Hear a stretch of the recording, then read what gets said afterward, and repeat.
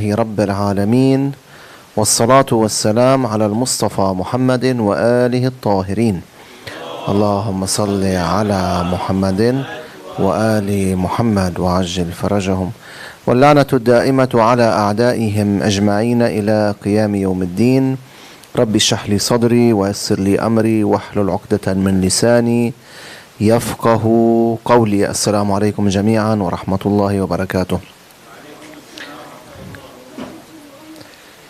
So as you may know, today inshallah we're going to have a Q&A about Shah Ramadan, fasting during the month of Ramadan, Islamic laws regarding fasting, and maybe even morals regarding fasting.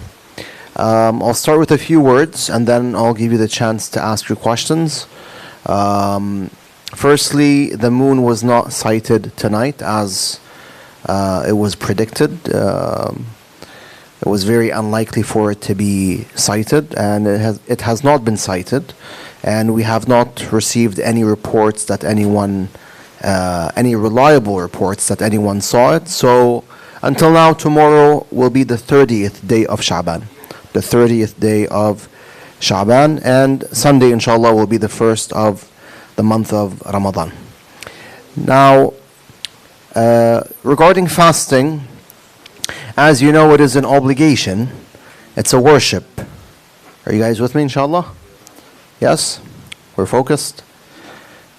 Yeah, we're going to get to the questions. I just want to say a few words and then we'll get to the questions bi'idhnillah ta'ala. So, regarding fasting, it's a worship. It is a worship. That being said, there has to be a niyyah.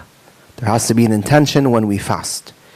What's our intention when we're fasting? What are we fasting for? For what reason? Yes? What is it? Hasanat, okay. Qurbatan ila Allah ta'ala, right? To get closer to Allah. So that's our intention when we're fasting. Okay?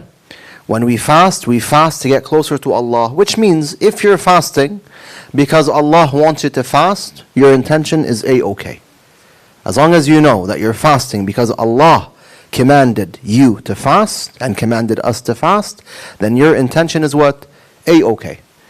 Whether you're fasting to be saved from hellfire, or to enter heaven, or you're fasting out of your love for Allah. See, some people, they worship Allah because they want to be saved from Jahannam, which is fine. This is the worship of the slaves, as Ahlul Bayt alayhim salam mentioned. Some people worship Allah to attain heaven, to enter heaven. And that's the worship of the businessman. That's also fine. However, the best type of worship is worshiping Allah out of love, because you love Him. And that is the worship of the free man, ibadatul ahrar. So if you're fasting the month of Ramadan because you don't want to enter Jahannam, you're fine. You're good to go. If you're fasting the month of Ramadan to gain rewards, you're also fine. But better than that would be what? Fasting the month of Ramadan because you love Allah Jalla Jalaluhu. Alright? So, the intention is a very important issue. Without the intention, if the intention is not present, then the fast is batil. For example, imagine if someone didn't eat or drink for the whole day, but he had not intended to fast. If you tell him, are you fasting? He says no. Would his fast be sahih? It wouldn't be sahih. It wouldn't be valid because the intention is not there. So yes, practically, on a practical level, he did not eat or drink. But that doesn't mean he was fasting. So fasting is more than just refraining from the mufattirat, from the fasting invalidators. It needs what? It needs an intention.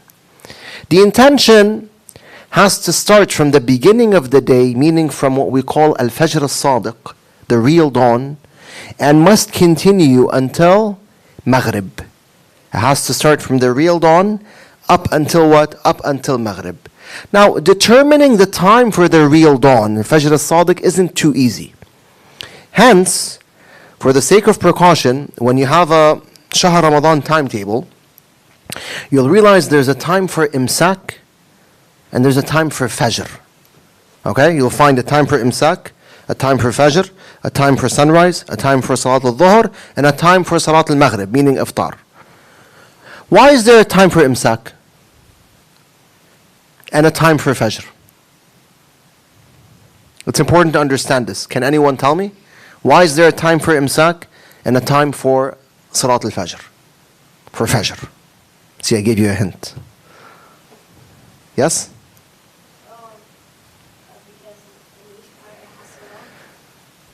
In each day there's a Salat?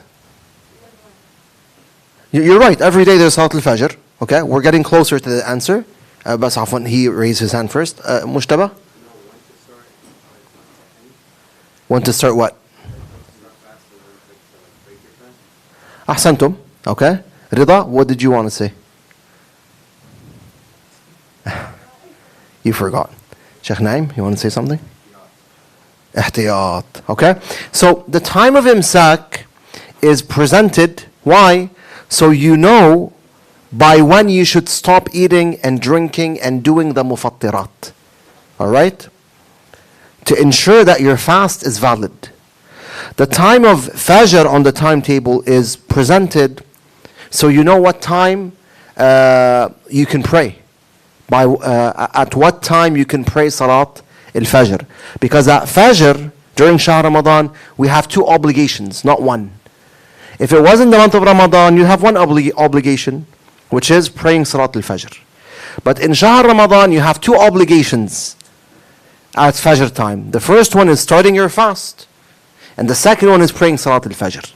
So the time of Imsak is written to tell you that you should stop eating and drinking and doing the rest of the mufattirat by this time.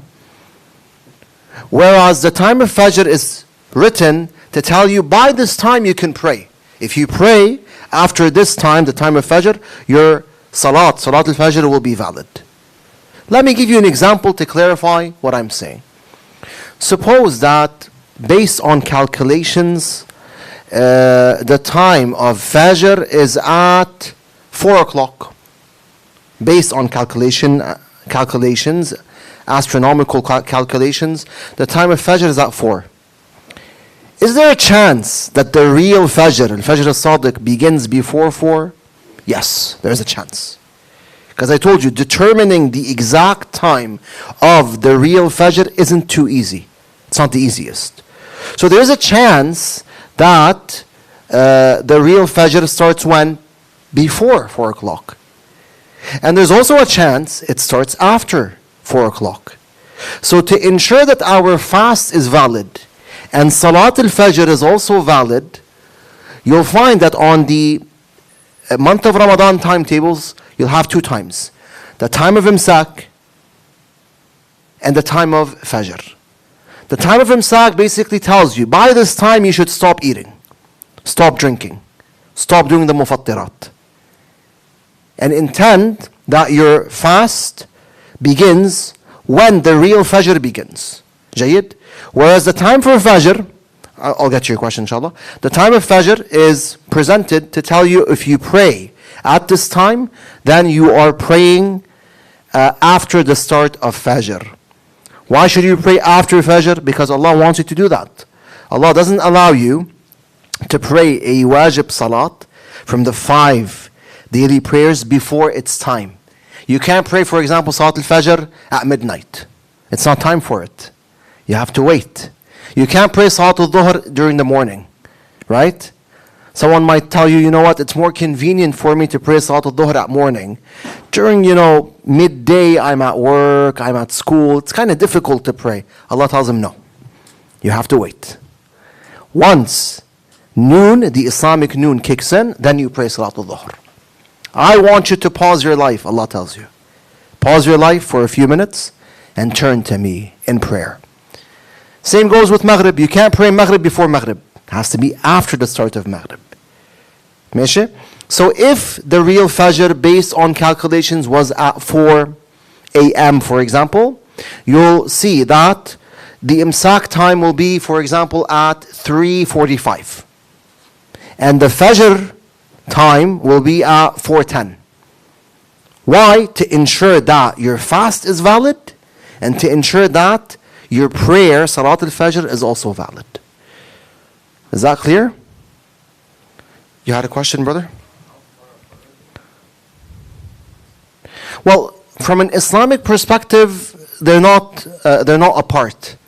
Your fast begins at Al-Fajr al-Sadiq, and Salat al-Fajr, you can pray it at Al-Fajr al-Sadiq, when Fajr al-Sadiq begins. The issue is determining when Fajr al-Sadiq begins is a bit difficult these days. So you'll realize, مثلا, on certain timetables, the difference between Imsak and Fajr is, let's say, a 15-minute difference. On certain timetables, there's a 25-minute difference. It depends on the center.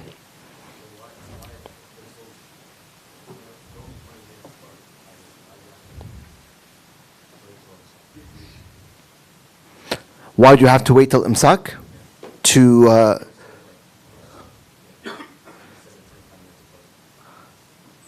I didn't get the question.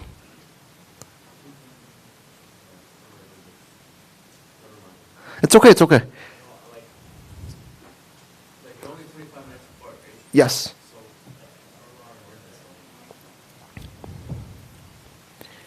Islamically speaking, they're not apart. Yani if you could tell when Al-Fajr begins, Jayyid, your Imsak time would be Fajr. There would be no difference. The only issue is, these days, especially in cities where you have a lot of lights, it's difficult to determine when Fajr begins. Allah Ta'ala gave us in the Quran the sign of Fajr. He gave us a natural sign indicating that Fajr has begun. The natural sign is what? If you look at the horizon and there are no obstacles between you and the sky, all right? For example, you're on a seashore or the coast of a river, and you can see the sky clearly. There are no obstacles, no trees, no trains, no buildings, etc. Okay? And you don't have lights or a lot of lights in your, area to interfere with the phenomenon I'm going to mention. You'll be able to determine when Fajr begins. What's the sign? The sign is, if you're looking at the horizon, you're looking at the sky, at Fajr, you're going to realize that there's a horizontal beam of light that appears on the horizon. Before that, what happens? There's a vertical beam of light that appears. At night, close to Fajr, you'll see a vertical beam of light appearing. That vertical beam of light is what we call Al-Fajr al-Kadhib, the fake dawn. Right? Little by little, that vertical beam of light will diminish. It will become smaller and then it will fade away. After that, by God knows how long, maybe a few minutes, after that, a horizontal beam of light will emerge on the horizon. That horizontal beam of light is the sign of Fajr. Allah mentioned this in Surah Al-Baqarah when He said, كُلُوا وَاشْرَبُوا حَتَّى يَتَبَيَّنَ لَكُمُ الْخَيْطُ الْأَبْيَضُ مِنَ الْخَيْطِ الْأَسْوَدِ مِنَ الْفَجْرِ. Make sense? So that's the sign. Now, in Windsor, for example, or Toronto, it's difficult to see that sign for two reasons. Number one, because you have a lot of lights interfering with that phenomenon, with seeing that phenomenon. Number two, you have obstacles. As in, you could, go out to the street and try to look at the horizon, but you have trees, trains, houses, blocking your view, stopping you from seeing, parts of the horizon. So for that reason, it's difficult to determine, for those two reasons, it's difficult to determine the exact timing of Al-Fajr al-Sadiq. واضح? So with the intention, our intention has to be continuous. Okay? It has to be continuous from the beginning of the day, meaning from Al-Fajr al-Sadiq up until Maghrib. Up until Maghrib. You cannot break your intention. If you break the intention, what happens? Your fast will be invalid. How do you break it? Well, you can break it by saying, khalas, I'm not fasting anymore. Suppose you're fasting, and at, let's say, 3 p.m. you say, you know what, I don't want to fast anymore. Here you've broken your intention. After 5 minutes you say, astaghfirullah, I'm going to restore the intention. Can you restore it? You can't. With Shahr Ramadan, if you break the intention, you can't restore it. Which means your fast for that day is invalid. So you'll have to repeat it after the month of Ramadan. You'll have to do qada. You'll also have to repent because you sinned by breaking the intention. But you won't need to do kafara if you did not commit the deeds that obligate you to pay kafara, such as eating or drinking. Wadah? So, preserving your intention is necessary. Now one might say, okay, if I've broken my intention, I've sinned, I have to repent, and I have to do qada. Sure. Can I eat? Can I eat during the day since I've broken the intention? The answer is no. No, you're not allowed to eat. You have to wait until Maghrib. So even if you break the intention, Allah Ta'ala won't give you the green light to eat or drink. You have to wait until Maghrib. Another way to break the intention, of course I'm teaching you these ways so you may avoid them, not to use them, right? Another way that one may break his intention, or through which one might break his intention, is intending on doing a mufattir. Actually intending on doing one of the invalidators during the day before Maghrib. For example, you're at work, it's 10 a.m., and you smell coffee, and you like coffee. So you say, khalas, today I'm going to drink coffee. Halla, I'm going in 5 minutes, I'm going to go to Tim Hortons, I'm going to buy a coffee and drink it. That was your intention. Your intention wasn't to drink coffee after iftar. After iftar is fine. After Maghrib is fine. We all intend on eating after Maghrib. Your intention was to drink the coffee before Maghrib, right? At, let's say, 10:30 a.m. Because you actually intended on drinking the coffee, even if you turn back and you say, khalas, astaghfirullah, I'm not going to do it, you've broken the intention. So here you'd have to repent, and you'd have to do qada, and you'd have to remain for the remainder of the day without eating or drinking or doing any of the mufattirat. Wadah? So the intention has to be what? It has to be continuous. From Fajr al-Sadiq, the real Fajr, up until Maghrib. Up until Maghrib. Do we have to say the intention? Do we have to say, Asumu qurbatan ila Allah Ta'ala? Yes? No? You don't. Okay? Good guess, but no. You don't have to say the intention. If you say it, that's fine. But as long as it's in your heart, then you're good to go. Have fun? Now, if the intention is not present, then شو اسمه? If the intention is not present, then you have to, your fast will be invalid. واضح? The intention has to be present. MashaAllah, a lot of questions. جيد? طيب, let me ask you one last question before I hear your questions or read your questions. Do we have to renew the intention every day? Can we have just one intention, one general intention for the whole month? Yes, okay. You don't have to renew the intention every day. If you renew it, that's fine. It's fine, but you don't have to. So you can say, نويت أن أصوم كل شهر رمضان قربة إلى الله تعالى. I've intended on fasting the whole month of Ramadan to get closer to Allah Azza wa Jal, and you will be fine, inshaAllah ta'ala. Right, let's hear or read your questions. Is the month of Ramadan tomorrow? Apparently, no, it's not tomorrow. Okay? Tomorrow is the 30th of Sha'ban. Based on my knowledge, tomorrow is the 30th of Sha'ban. Inshallah, Shahr Ramadan will start on Sunday. We tried to sight the moon, we couldn't sight it. Of course, it was very unlikely for the moon to be sighted tonight, but even then we did istihlal. We did not sight it, and we did not receive any reliable reports saying that it was sighted. So tomorrow is the 30th of Sha'ban, and Sunday will be the first of the month of Ramadan, inshaAllah subhanahu wa ta'ala. Even then, tomorrow at Maghrib, before Maghrib actually, do istihlal, try to see the moon, for there are ad'iyah, there are supplications that are recommended to be recited when someone sights the moon. And it also gives you experience with istihlal, with sighting the moon. So it's good to do istihlal, even though we know by Sunday we will be, even though we know Sunday will be the month of Ramadan, inshallah ta'ala. What happens to Shaitaan in Shah Ramadan and jinns? Rasulullah says in his khutbah sallallahu alayhi wa alayhi, that the devils will be chained. They're chained during the month of Ramadan. They're chained. Tamam?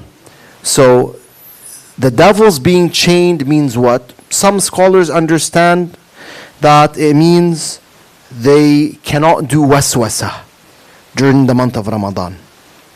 See, during other months, the devil comes to you, he does waswasa, he whispers, and he tells you to commit haram, to do what Allah Ta'ala detests.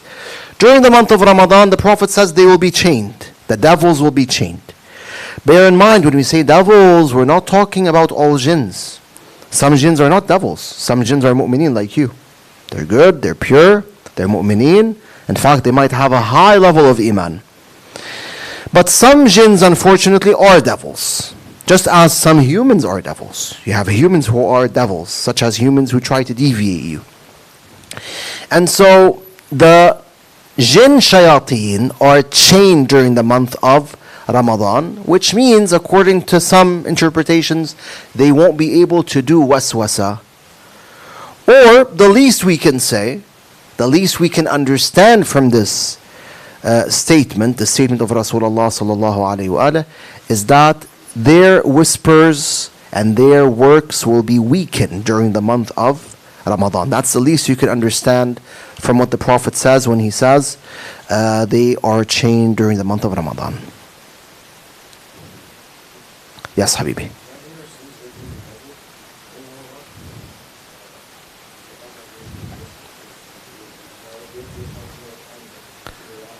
Sahih. You're held, you are held more accountable because there's less interference from the shayateen, from the devils. Sahih.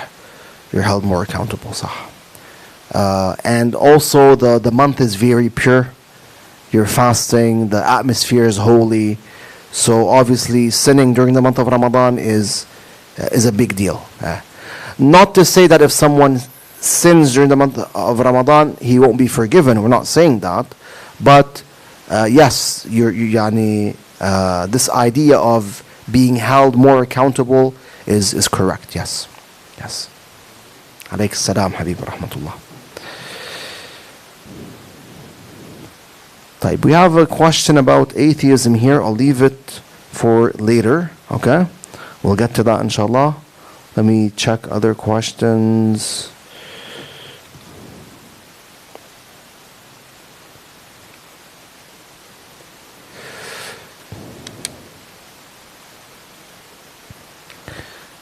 Okay, this question is not too clear. It says, is it kufr, I think, kufr? When you accidentally think, is it from Allah? I think the person is trying to ask, is it kufr when you accidentally think about Allah? Is that the question?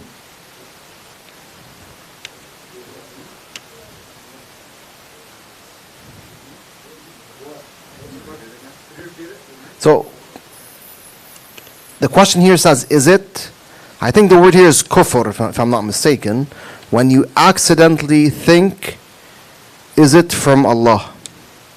I don't know, the question is vague. We'll leave it for later.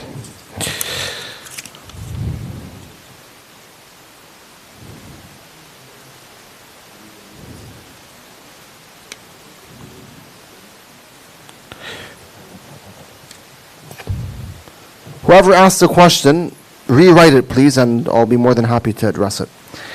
Type, is it true that if you eat a pomegranate, you will go to heaven? I wish it was that easy. A hadith do praise pomegranates.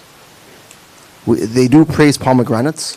The hadith I have in mind says if you eat a pomegranate on the day of Friday, على الريق, before eating anything, okay, it basically pushes away the whispers of the devil, الوسوسة, for 40 days. For 40 days. واضح? So Rumman has good biological and spiritual effects. Good biological and spiritual effects. Let me just pull out the narration for you so we can gain more benefit from the words of the Imam salawatullah wa salamu alayhi.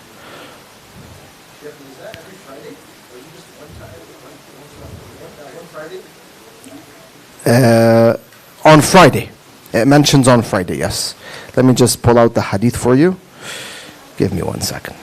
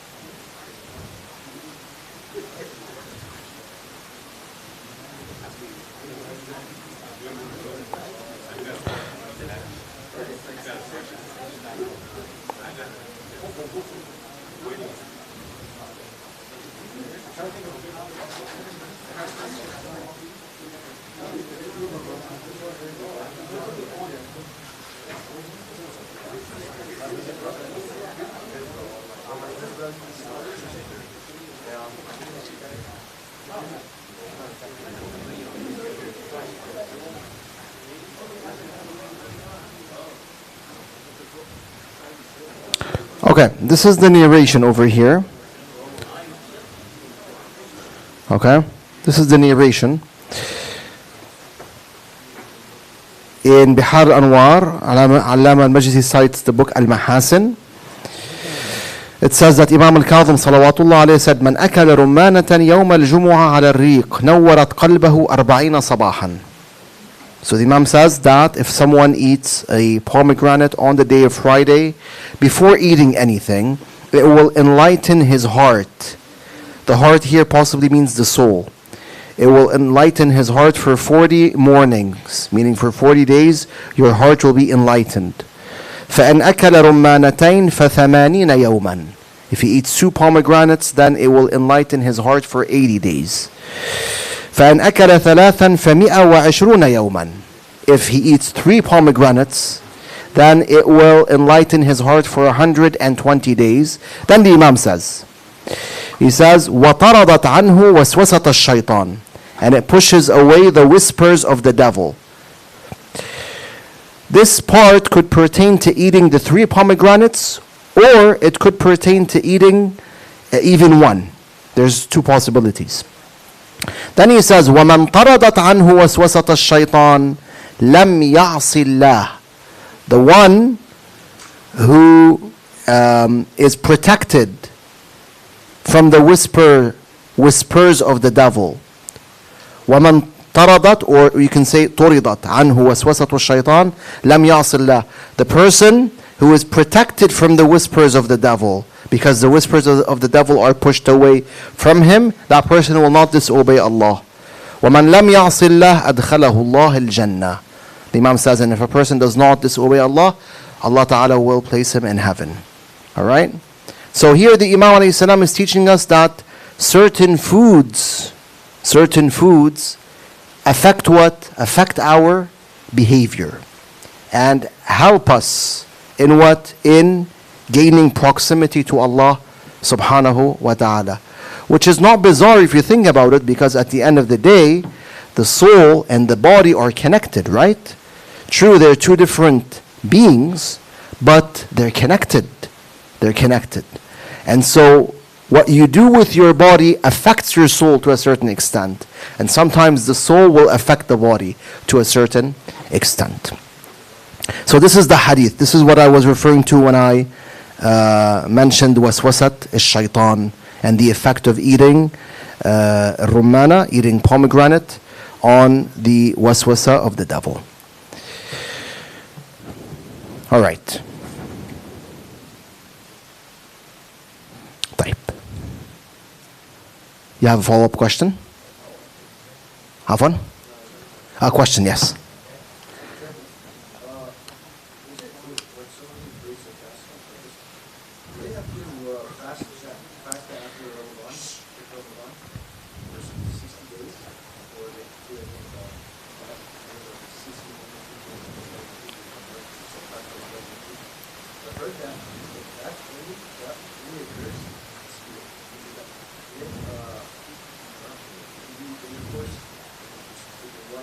Okay.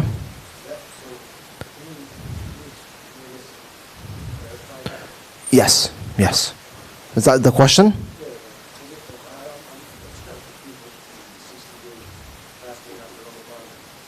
Mm-hmm. Mm-hmm.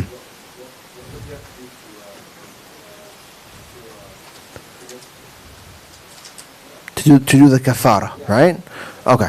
So basically the question is about kafara, and what does a person, what should be done in order for the kafara to be mandatory.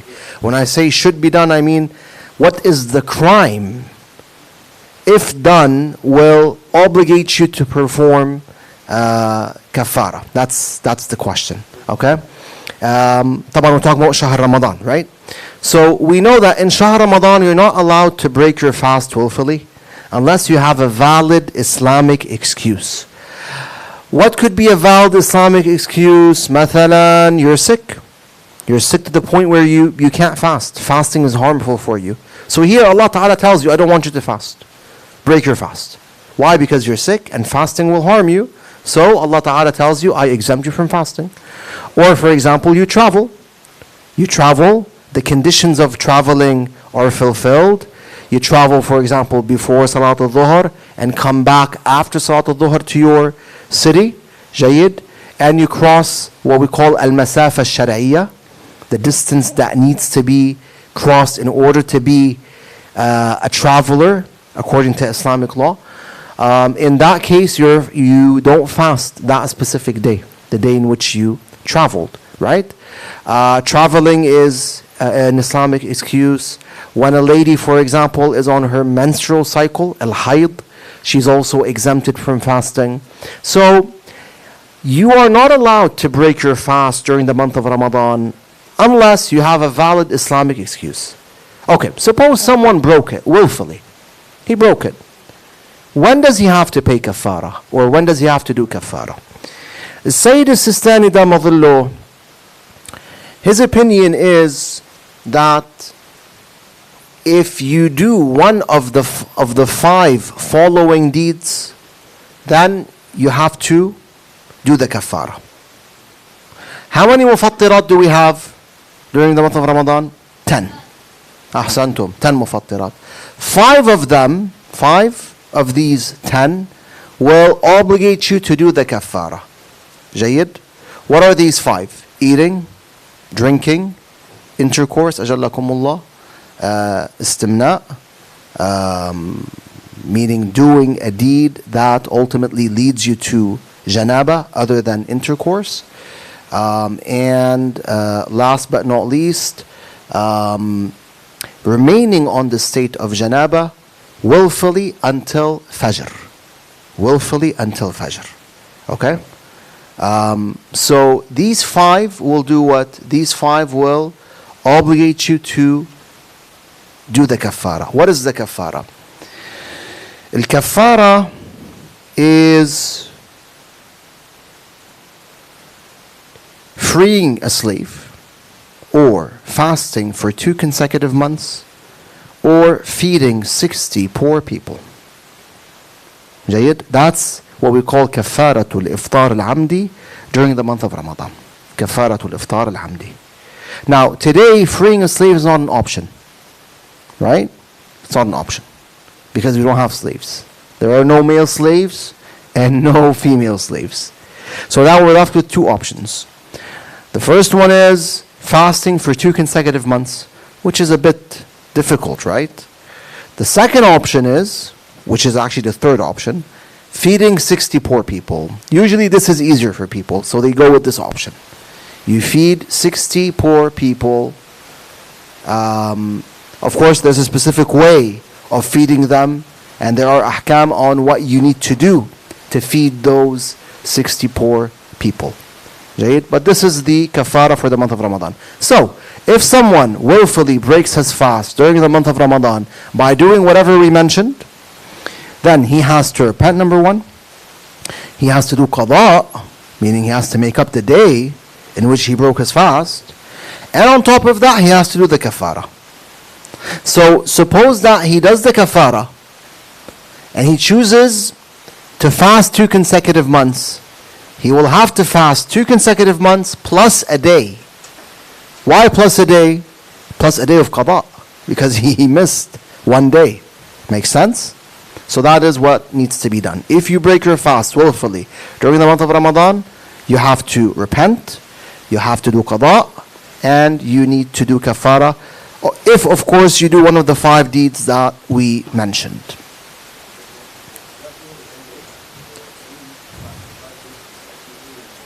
Yes.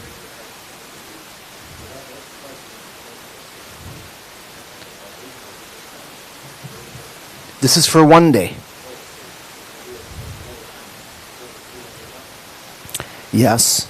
Yeah. So if someone, for example, eats on the first day of the month of Ramadan, and then he eats on the second day, so he'll have to do 2 kafarat. 2 kafarat. Which means he'll have to either fast 2 consecutive months twice, right?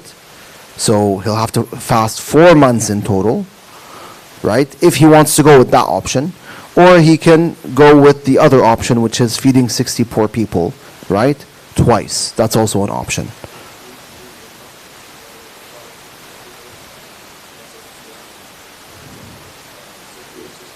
Like alternate between the days.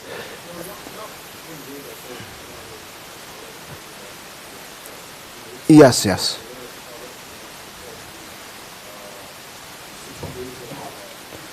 Mm-hmm.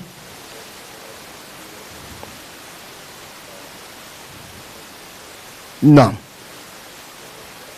Let me check 1 second. Give you 1 second, sorry.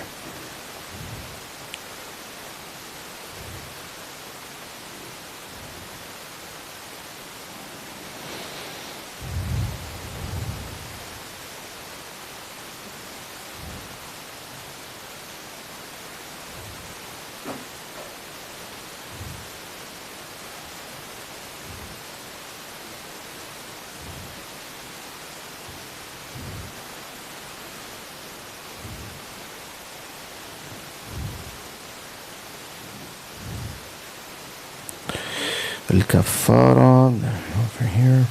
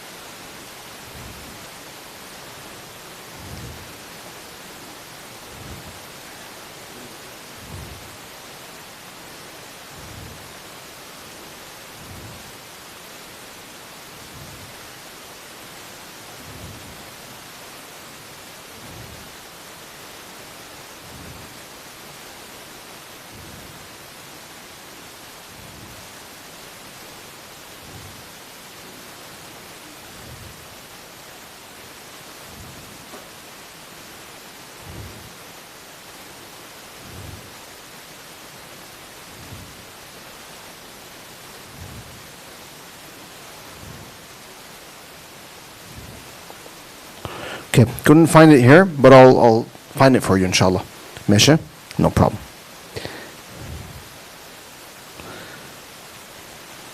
Yes, Mahdi.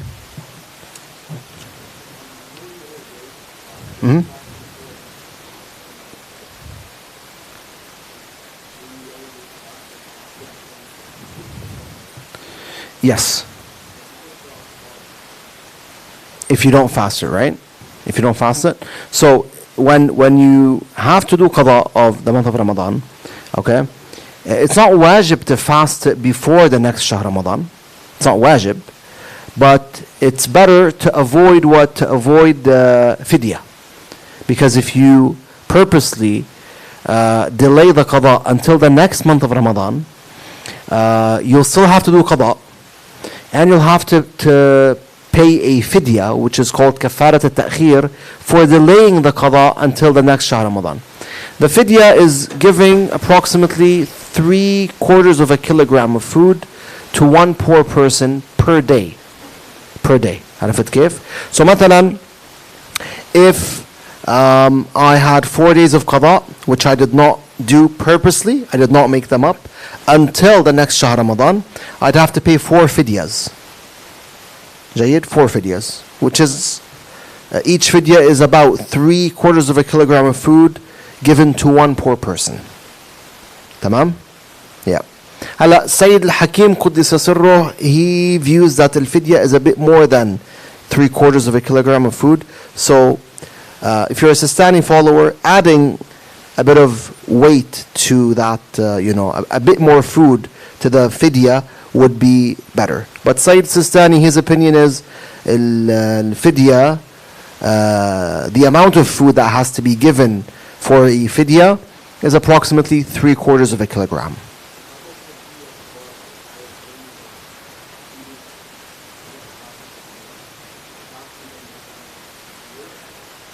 Al-kafara, does it have to be done if you really have to do kafara, يعني if you've done iftar amdi? لا, it doesn't have to be done before the next Shahr Ramadan. No. Yeah. There's no specific time for kafara, Mahdi. No specific time for kafara. So you can do it whenever you want. But yes, you cannot delay it to the point where you're considered to be careless regarding upholding your Islamic duties. تفضل Muhammad. Yes. Yes.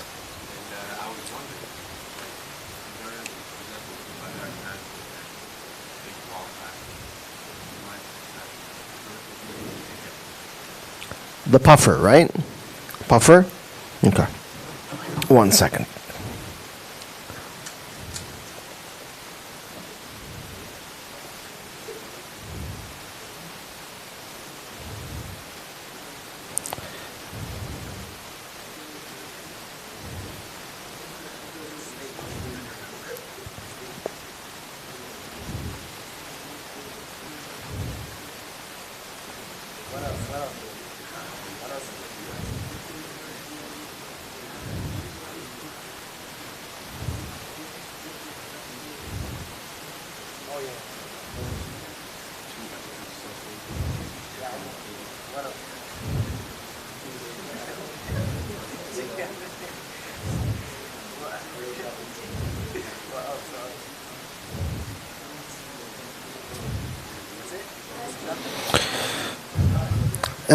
For the puffer, Muhammad, for the puffer, as long as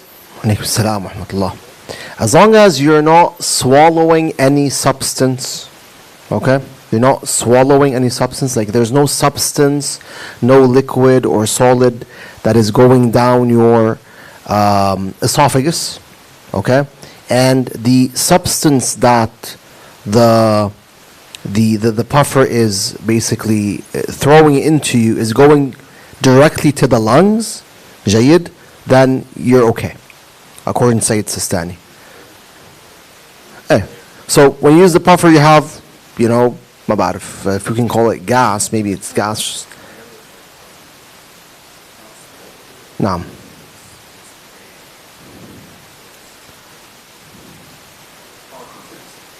Condensed air, right? No. No. If the substance is going into the lungs, just the lungs, you're fine. Okay? That's it. You're good to go. واضح? If there's any substance left in the mouth, just spit it out so that you don't swallow it and it goes down to the esophagus and then to the stomach. If you swallowed it by mistake, you're okay. Yeah. It seems it leaves, يعني when you use it, it leaves some sort of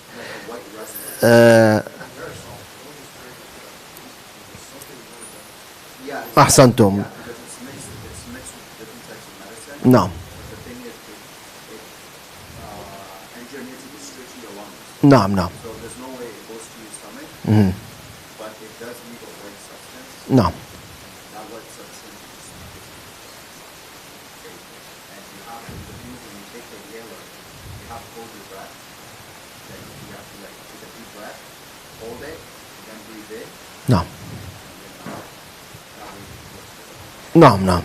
The substance it leaves in the mouth, just spit it out for the sake of precaution to make sure that you're not swallowing anything. عرفت كيف؟ But other than that, whatever goes to the lungs is fine. Yes.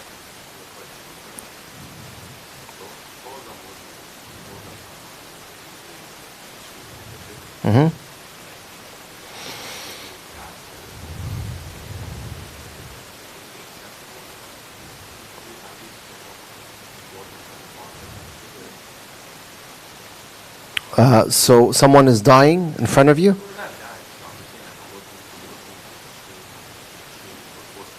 Okay.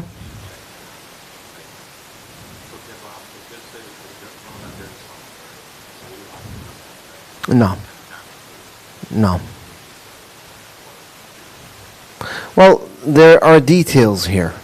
There are details that if you like we can look at after the Q&A. جيد? There are several details that we need to mention or to look at. Other questions? I think we have two questions here. تفضل محمد. Yep.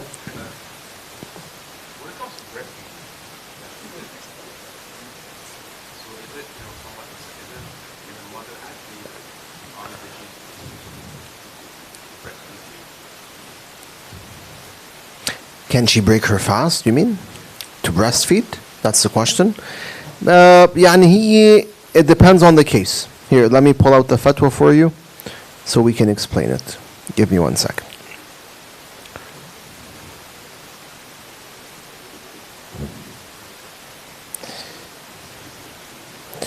الصوم بعض موارد ترخيص الإفطار. This is the one.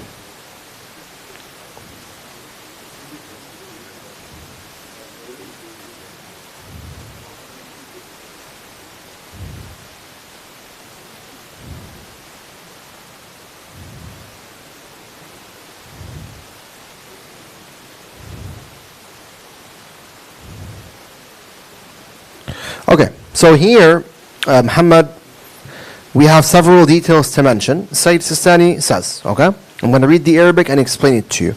He says in منهاج الصالحين المرضعة قليلة اللبن إذا أضر بها الصوم أو أضر بالولد. So he says that if a lady is breastfeeding a child, okay, and she has a little bit of milk, not too much milk, if fasting will harm her or will harm the child because she's breastfeeding, right? Then in that case she can break her fast, okay?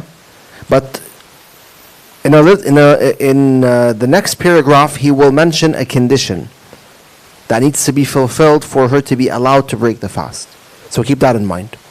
He says, المرضعة قليلة اللبن إذا أضر بها الصوم أو أضر بالولد وعليها القضاء بعد ذلك. So he says that If she breaks her fast, later on she has to do qada. She has to make up the fast. Number 2, عليها الفدية أيضا. She also has to pay fidya. Okay? And we explained what is fidya when Mahdi was asking about al-qada. Alright. Now he says, لا فرق في المرضعة بين أن يكون الولد لها وأن يكون لغيرها. He says the lady who's breastfeeding, she can break her fast whether the child she's breastfeeding is hers or belongs to someone else. You see, sometimes you have women who will breastfeed babies because their own mothers cannot breastfeed them. جيد? So they volunteer to breastfeed on behalf of the mom. Tamam? So in both cases, she'll be allowed to break the fast, whether she is the mom, the actual biological mom, or not. However, he says, وَالْأَحْوَطْ لُزُومًا الْإِقْتِصَارَ عَلَى صُورَةِ انْحِصَارِ الْإِرْضَاعِ بِهَا بأن لم يكن هناك طريق آخر لإرضاع الطفل ولو بالتبعيض من دون مانع أو بالإرضاع الصناعي وإلا لم يجوز لها الإفطار. He says for her to be able to break her fast, there shouldn't be another alternative other than her breastfeeding the child. If we have another alternative, if we have another option that we can use to feed the child, such as giving him formula, right? Then she can't break her fast. Or if she can, for example, find another lady who will breastfeed the child with her. So sometimes she'll breastfeed the child, sometimes the other lady will breastfeed the child, such that she won't have to break her fast. Then in that case, she has to use that option. Makes sense? So basically, when the Sayyid says that al-murdi'a can break her fast if she will get harmed or the child will get harmed, supposing that she only has a bit of milk, not too much milk,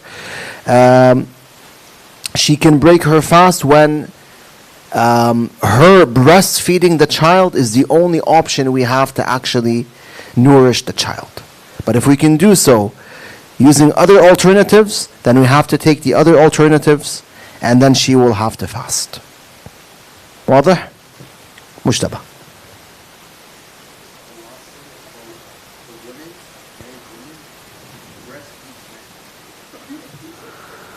We don't believe in that. Yes. When we're talking about ladies breastfeeding children, we're talking about babies, right? Babies who are below 2 years of age, right? فنحن we don't believe in whatever was mentioned. نعم.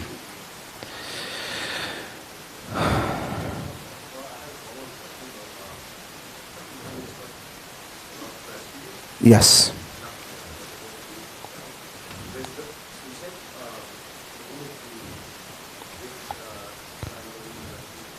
نعم.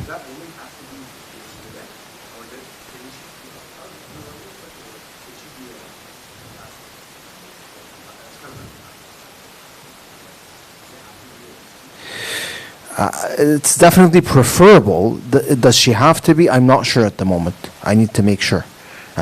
But it's definitely preferable, yes. Yes. Let me tackle these questions and maybe we'll conclude for tonight. I'll start with the quick question. Is overeating haram? Overeating is not haram, but it's makruh. It's disliked. It's what we call tukhma in Arabic. So preferably one should not do it. طيب. We have another question here saying, why do atheists not believe in God with all the proofs? This is a deep question, okay? And we have several answers for this question. See, this issue differs from one atheist to another. What prevents the atheist from believing could be kibr. It could be arrogance, pride. مثلا, what prevented Pharaoh from believing in Allah and Musa alayhi salam? It was his pride. That was his main issue. He belittled Musa. He think between him and himself, why would I become a follower of this man and his brother, Musa and Harun alayhim as-salam, when, they're not as good as me, they're not better than me, rather I am better than them, I am greater than them. He had an issue of pride, an issue of arrogance. He was not willing to submit, not willing to submit to Musa alayhi salam, nor to Allah Jalla Jalaluh. So sometimes the issue could be what? An issue of arrogance. Sometimes the issue could be a misunderstanding regarding Allah's justice subhanahu wa ta'ala.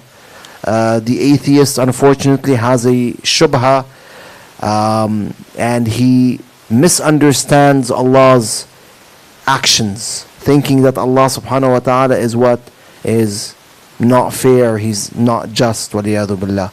So that could be one issue which leads him to atheism and makes him not accept Tawheed, because he thinks that if there is a God, that God will be unfair, and so there isn't a God, waliyadu billah.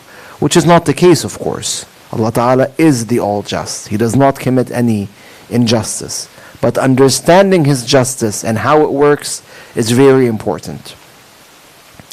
So, that's also a reason. Another reason could be the person does not want to restrict himself. Because when you believe in God and religion, then you're basically restricting yourself to what? To the practices that religion teaches. In better terms, when you believe in a particular religion, your nafs, your soul will tell you to follow its practices, to do the wajibat, to avoid the muharramat. And so in order to kind of ignore that inner voice, or to kill that inner voice, the person disbelieves. He doesn't want to believe because he knows if he believes he's going to have to, for example, pray 5 times a day. He's going to have to avoid certain deeds, certain unlawful deeds he might like, such as eating pork or drinking wine or committing adultery, etc. So in order to kind of justify his sin, justify his sins, he avoids belief from the beginning. He doesn't want to believe in the truth. He avoids believing in the truth completely, unfortunately. In short, there are, different reasons as to why an atheist is that when someone doesn't believe, it doesn't mean the proofs are not clear. It doesn't mean the proofs are not clear. Believing in the truth requires more than clarity of truth or clarity of proofs. It requires submission. Submission. If your soul is not at a point in which it's willing to submit to God's plan or to God's will, then you might not believe. Iblis, la'anahullah, Iblis believed in Allah subhanahu wa ta'ala. He believed in the latter day, the day of judgment. He believed in Allah, he believed in the latter day, yes? But he did not submit to Allah when Allah Azza wa Jal commanded him to prostrate for Adam salamullahi alayhi. Why? Ahsantum. One main reason was his arrogance. He thought, I'm better than Adam. His pride stopped him. So it was what? It was an issue with his soul, with his nafs. It was an issue, a moral issue pertaining to the character of Iblis. The moral issues are very important.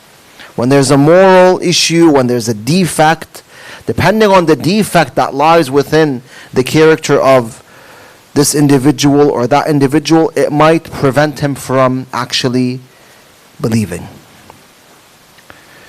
Yes.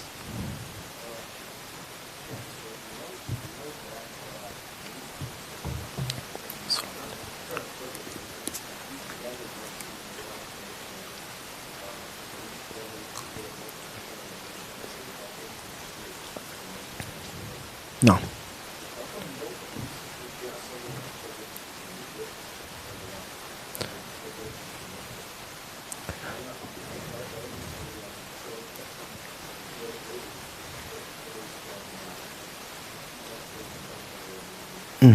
أحسنتم.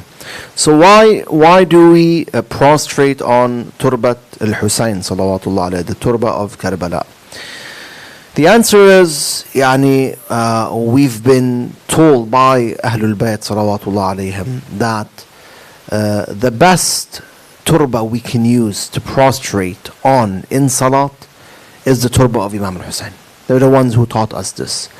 We have a narration stating that Imam al-Sajjad salawatullah alayhi had some, sand from Karbala, and at the time of salat he would open a handkerchief or something similar to a handkerchief which contained the turab of Karbala, and he would prostrate on it. We're also told in narrations that when you prostrate on turab Karbala, your salat goes through the 7 curtains, al-hujub al-saba, which means that your salat will be accepted. Makes sense? So Ahlul Bayt, they're the ones who told us, prostrate on the turba of the Imam salawatullah wa salamuhu alayh. Now, one benefit behind that, or one wisdom behind that, is that when you have turbat al-Imam al-Husayn alayhi salam in front of you and you're prostrating on it, there's a constant reminder that this salat would not have been performed and would not have been preserved had it not been for the blood of Imam al-Husayn alayhi salam, which was spilled in Karbala. Makes sense? It's that blood that kept the salat that kept the salat alive. Hence we have some scholars, before they would pray, they would say Assalamu alayka ya Aba Abdullah.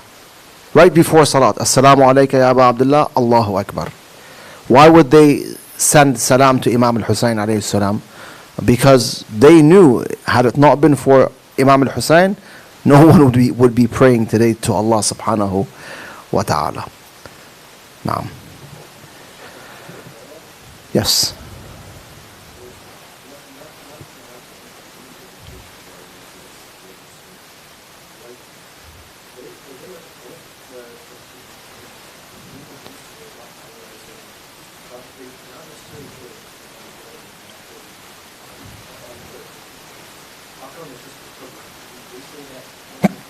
عفوا.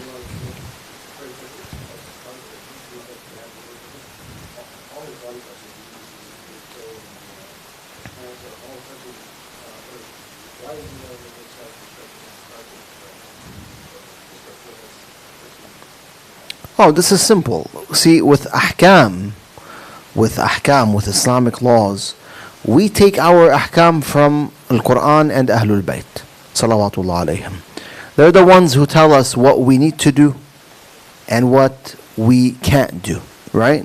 So Ahlul Bayt taught us, salamullah alayhim, that concerning the forehead specifically, it has to be placed on something that you can prostrate on. There are 2 main rules that you need to keep in mind. 2 main rules. You can't wear it and you can't eat it. The thing that you're placing your forehead on cannot be worn and cannot be eaten. Those are 2 main rules, right? So Ahlul Bayt taught us, salamullah alayhim, these 2 main rules, and they taught us on what we can actually place our foreheads. Concerning the other masajid, the hands, the knees, and the toes, we have proofs indicating that you don't need to place those parts of the body on something that cannot be worn or cannot be eaten. Right? In other words, even if you're placing your hands or knees or toes on something that can be worn, for example, right? Your salat is valid. But with the masjad, meaning the thing you place your forehead on, here we have, a hadith from Ahlul Bayt telling us there are several restrictions, several conditions that need to be fulfilled. So that's the general answer. Yeah. The issue is with fiqhi issues, يعني Islamic laws are a result of what? Are a result of beliefs, right?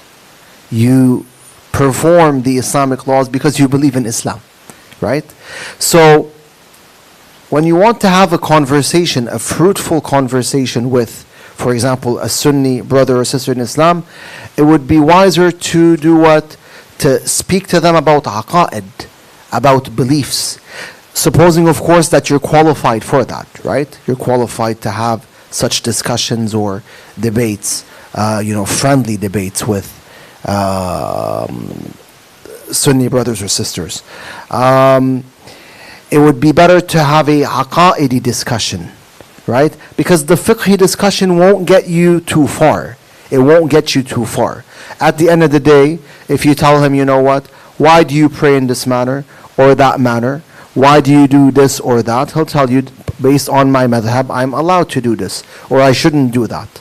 But you can give him the same answer. Based on my madhab, this is allowed, or this is not allowed. Although our madhab is different. Our madhab depends on what? Depends on the infallibles. The madhab of Ja'far al-Sadiq is the madhab of Ahlul Bayt. We're referring to infallibles, alayhim as-salatu was-salam. We're referring to the infallibles mentioned by Rasulullah.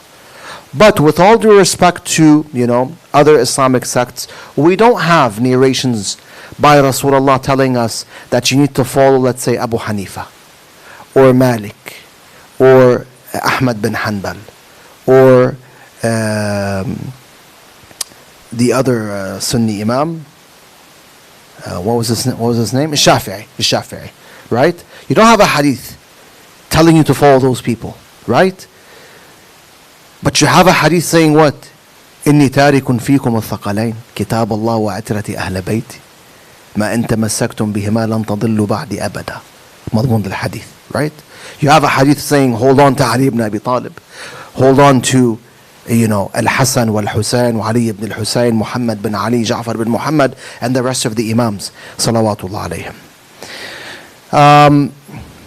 So we're confident we're on the right side, we're following the right madhab because we're following the people Rasulullah told us to follow, sallallahu alayhi wa alihi wa sallam. Even then, having the aqa'idi discussion would be more fruitful than having a fiqhi discussion. Yeah.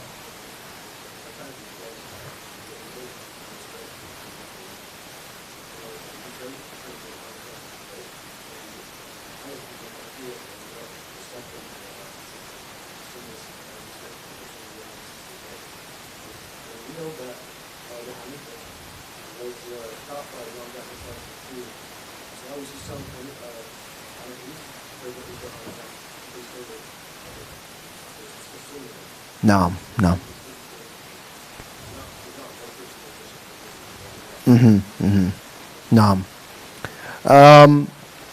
If you want a book that will give you مثلا more insight on the difference between the Islamic sects, between the Ja'fari sect and the other four sects, Al-Hanabila, Shafi'iyya, Al-Malikiyya and Al-Hanafiya, read the 5 schools of thought by Sheikh Muhammad Jawad Mughniya rahmatullah alayh. It's a very good book. The 5 schools of thought. It's a fiqhi book, right? It mentions the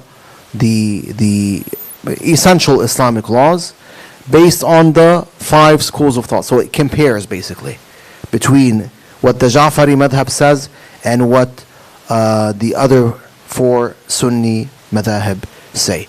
What's interesting is you'll see mathalan sometimes there's a deed that maybe our Sunni brothers and sisters might scold us for, but according to their madhab it's also allowed, right? So you'll gain that benefit.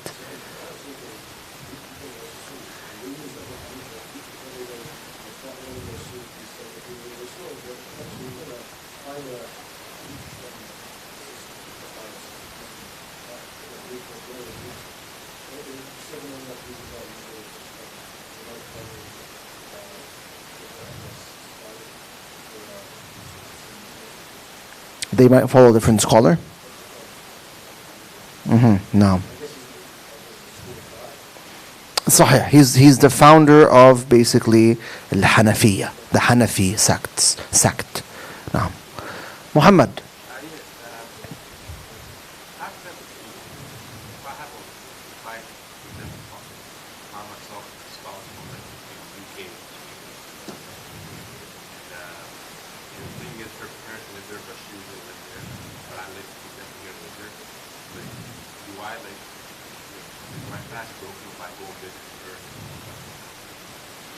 Are you كثير السفر?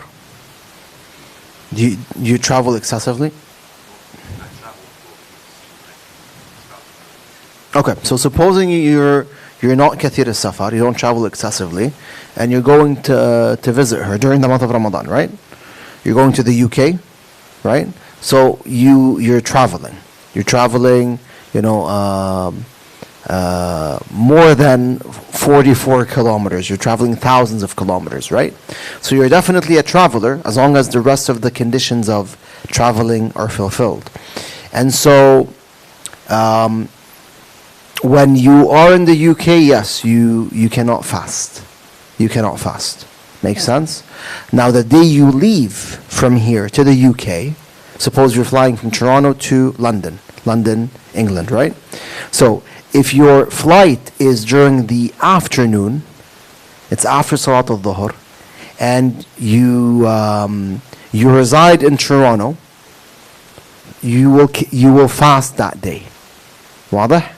You'll fast it. You'll have to complete that day.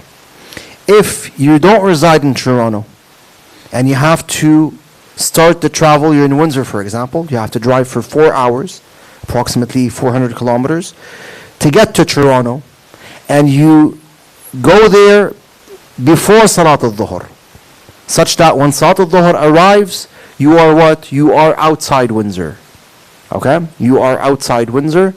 Then, in that case, your travel began when? It began before Salat al-Dhuhr, so you'd have to break your fast for that day.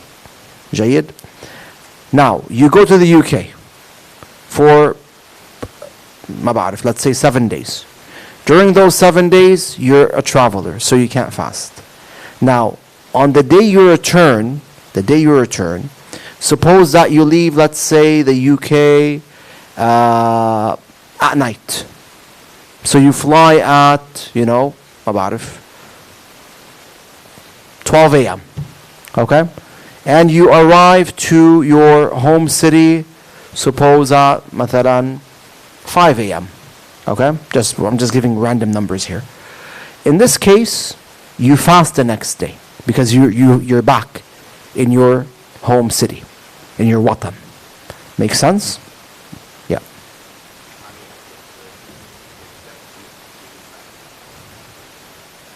What is it? An exception for you? No. In that case, you have to break your fast. But again, remember, the day you leave to the UK, if your travel is starting after Salat al-Dhuhr, okay, if your travel is starting after Salat al-Dhuhr, you have to complete that day. If your travel is starting before Salat al-Dhuhr, okay, then you can't fast that day because you're going to remain in the state of traveling until after Salat al-Dhuhr for that day. ماشي? Now the day of your return, suppose that someone was traveling, he was a traveler, and he was returning to his hometown or home city, to his watan, before Salat al-Dhuhr, such that he could actually make it to his watan before Salat al-Dhuhr. Okay? In that case, if he already broke his fast when he was in the state of traveling, he won't have sin because when he broke it, he was traveling, right? So suppose that Salat al-Dhuhr was at 1 p.m. and he traveled back to his watan and made it by 12 p.m.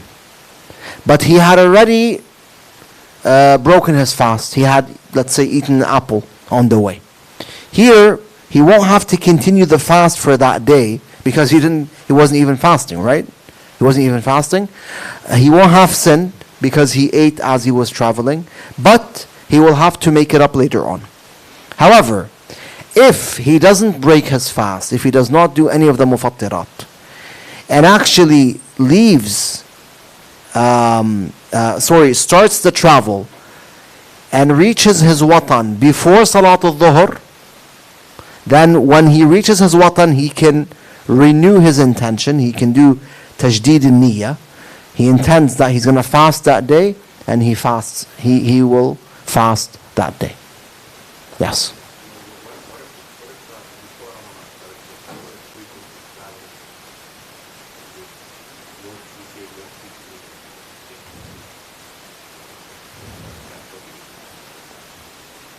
Repeat the question, sorry. Suppose I think you kill more people. I'm mostly enforcing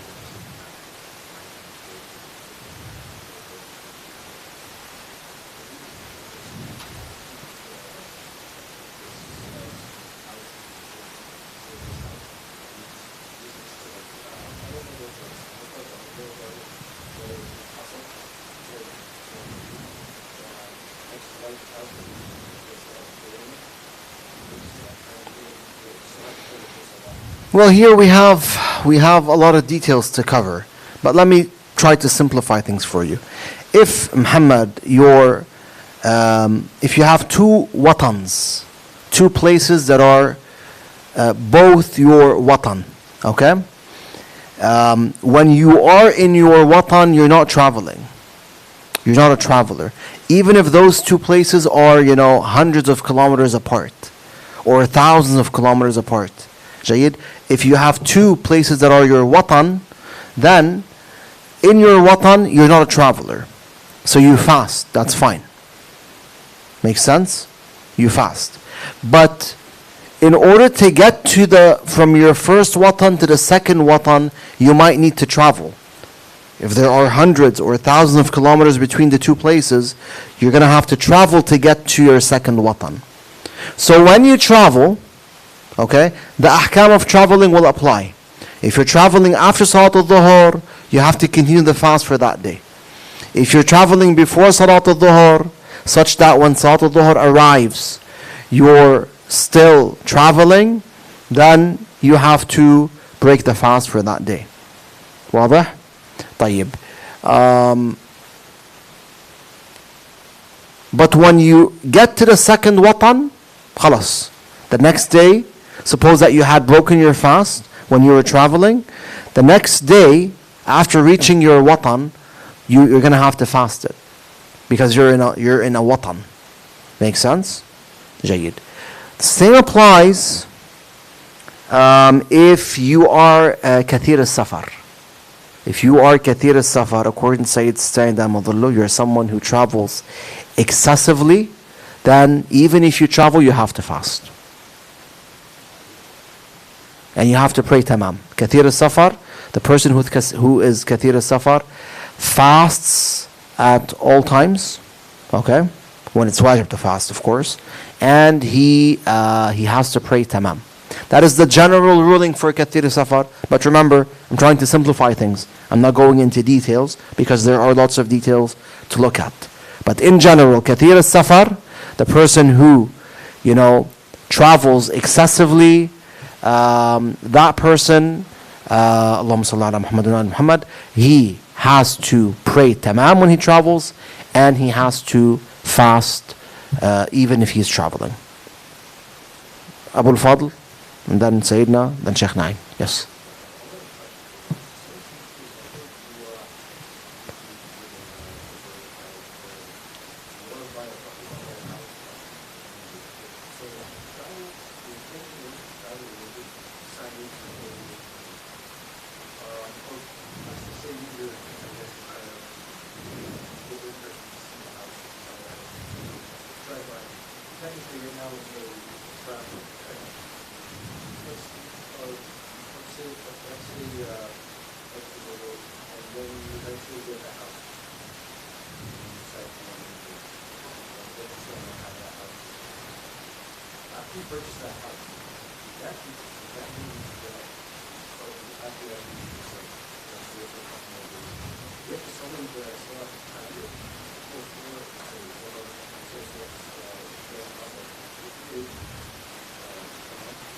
Are you كثير السفر?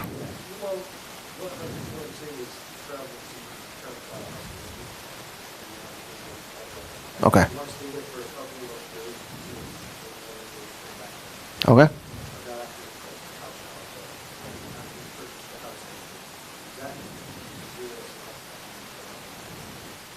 Okay, so if you are كثير السفر, then yes, your salat has to be tamam, right? But if you're not كثير السفر and you are not in your watan, right? صح, you purchased a house in a particular city, but that city is not your watan yet, okay? Then you pray qasr in that city. You pray qasr unless you're staying there for 10 days. You're staying in that city for a minimum of 10 days. You know that you're going to stay there because you came to buy the house, right? You came to buy the house and you're going to stay there for a minimum of 10 days or more. Then in that case you pray tamam. And if your intention is to, take that place as your watan, okay? Yani you've moved to that place, but you're still in the early days, in the early stage. You've just recently moved to that place and you're there and you want it to become your watan. There is a specific period of time. There's a specific period of time in which you have to pray qasr and tamam when you want to basically start residing in a new place and consider it as your watan. Makes sense? Let me just pull out the...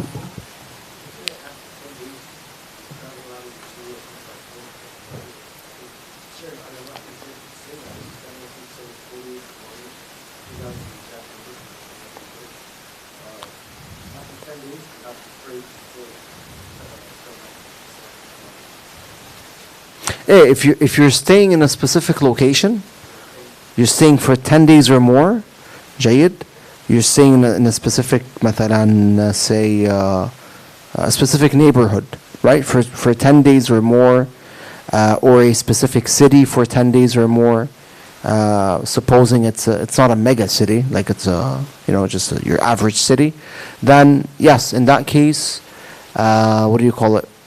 you pray tamam. If you're staying there for 10 days or more. Tamam? Yeah, you pray tamam. But I'm talking about someone who has recently moved to a new city and he wants to reside in that city for an X amount of years, like 5 or 10 years. That city will become his watan. His intention is that he wants to make it his watan. By watan I mean his hometown or his home city, right? So in the beginning, when he is there, if he's not staying for a minimum of 10 days, he's staying, let's say, for 5 days, then he's leaving, then he's coming back, جيد, to the city. In the beginning, he has to pray qasr and tamam. But for how long? Let me just pull out the fatwa here.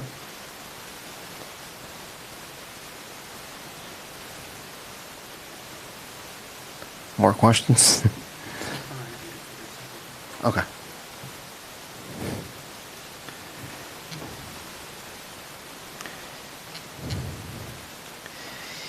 يجمع. 1 second, sorry. اللهم صل على محمد وعلى محمد.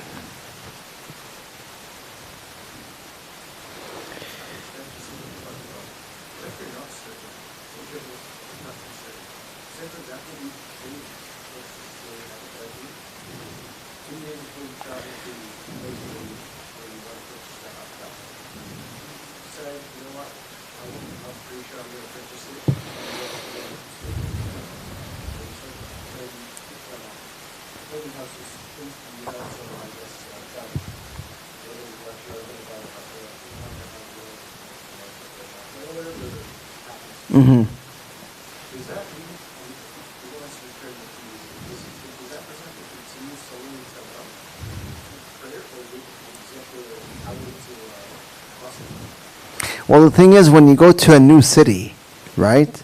If you're still unsure if you want to reside there or not, it doesn't become your watan, right? You being there for, an amount of days, like 10 days, 20 days, 2 months, 3 months, doesn't mean it has become your watan, right? But sometimes, no. You know that you're going to be there, and you're going to reside there, right? You know that you want to choose this city as your, home city or your hometown. You want to make it your home city or your hometown.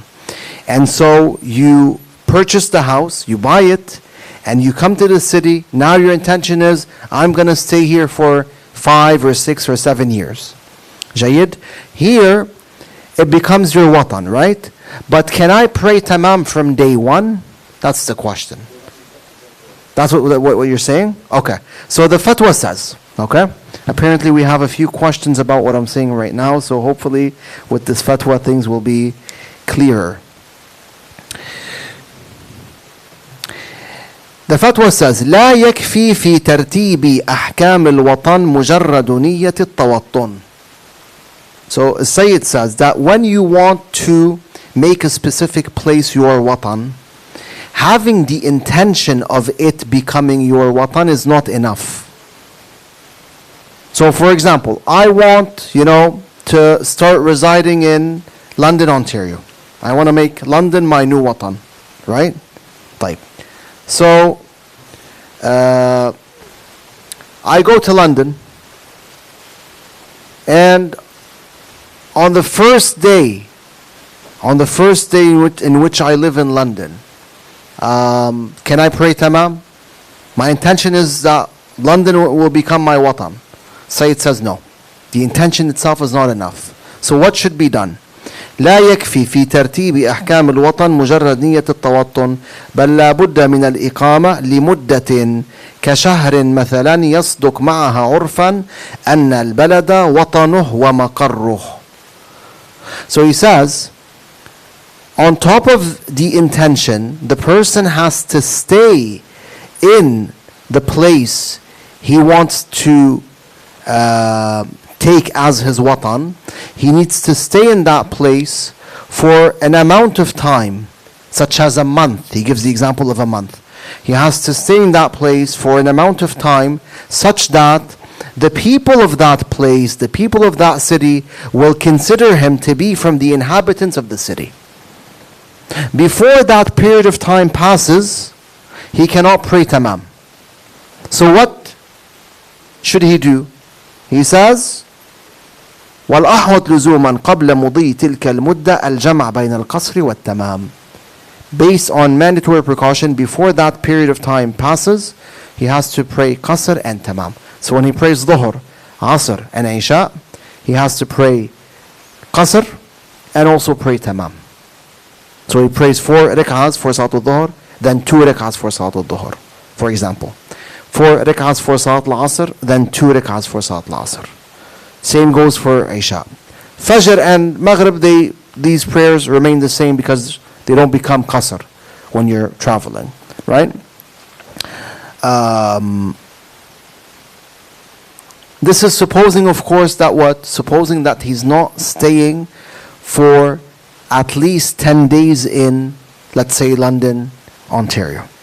واضح? So here, let me give a very clear example to clarify even more what Sayyid Sistan Damadullah is saying.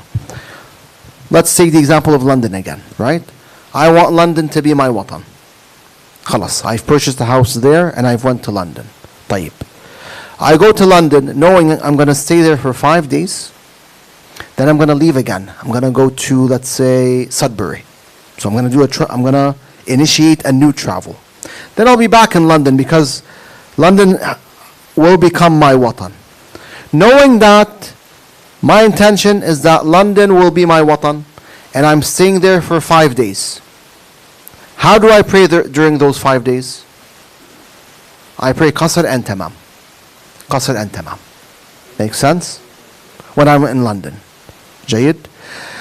After an amount of time passes such that the inhabitants of London say, oh, we know Hamam is one of us, he lives in London as well, right? He's one of the inhabitants of London. Before that time passes, I have to pray Qasr and Tamam when I'm in London. When that amount of time passes, I can just pray Tamam when I'm in London. Alright? Let's give a second example, also pertaining to London. I intend that London will become my watan. I purchase the house, I go to London. Now I know I'm staying in London for 15 days. Then I'm going to initiate a new travel, and I'm going to go to Sudbury. And I'll be back in London in let's say 10 days after I go to Sudbury. During the first 15 days in London, what do I pray? How do I pray? Tamam or Qasr? Tamam. Because I know I'm staying there for at least 10 days. واضح؟ أحسنتم. أهلا وسهلا فيكم. Yes, I also have questions here. Let me just read one of the questions here.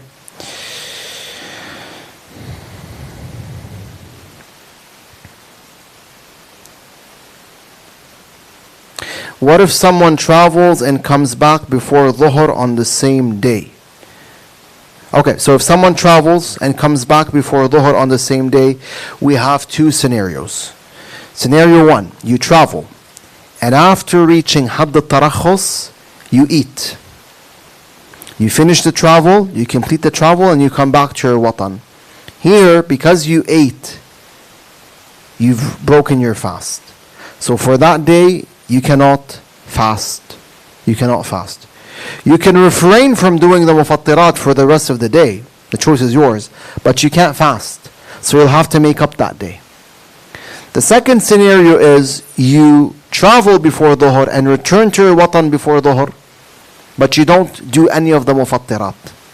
In that case, when you come back to your watan, what do? You renew the intention. You renew it, and you complete the fast for that day.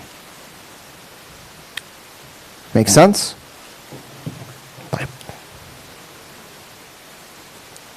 Just give me 1 second before I listen to your follow-up questions. Ya Rab.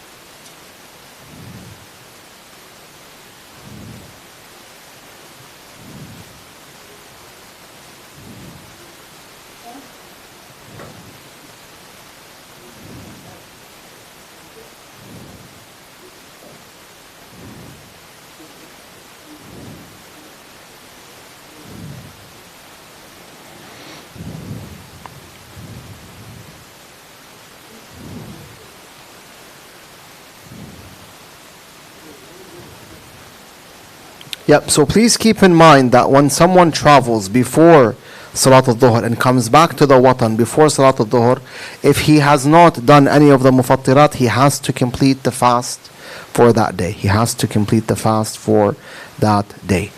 Also, if someone traveled before Salat al-Dhuhr and ate, and then he came back before Salat al-Dhuhr, we said he does not have to do what? He does not have to fast. In fact, he can't fast that day anymore because he broke it, right? But keep this hukum in mind. Sayyid says, إذا تناول المفطر في سفره ثم دخل بلده مثلا استحب له الإمساك إلى الغروب. Which means that if someone traveled and broke his fast when he was traveling, bear in mind you can only break it after you get to Hadd al-Tarakhus. If someone traveled and broke his fast as he was traveling after reaching Hadd al-Tarakhus, then he came back to his watan after he completed the travel, it will be mustahab, recommended for him to remain in the state of imsak until Maghrib. Meaning, it will be recommended for him not to do any of the mufattirat for the rest of the day until Maghrib. جيد.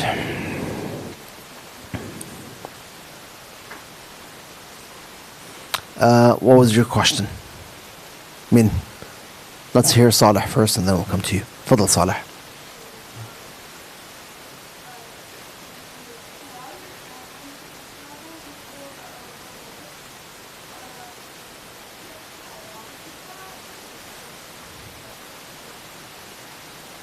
No, if you travel before Dhuhr, okay, if you travel before Dhuhr and you reach Hadd al-Tarakhus, okay, and you what do you call it?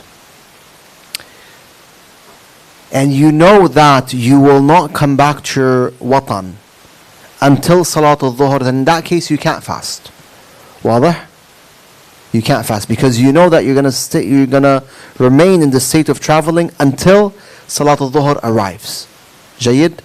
But if you travel and you know, or at least, have the chance of coming back to your watan, there's a possibility you will be back in your watan before Salat al-Dhuhr, then you don't have to do the mufattir, you don't have to break the fast by eating or drinking or doing one of the mufattirat when you are traveling. واضح? You don't have to do that. Yes. So you can travel, and then when you come back before Salat al-Dhuhr, as we said, you renew the intention of fasting, جيد, for that day. تمام?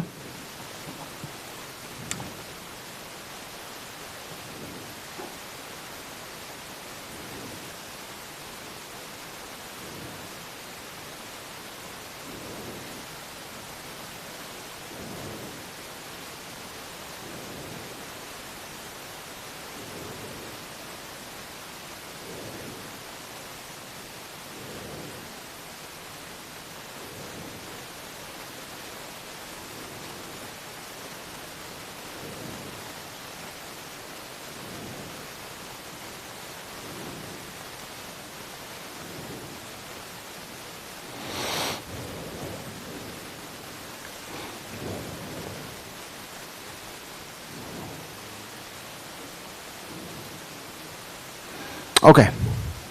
What was your question, Habibi?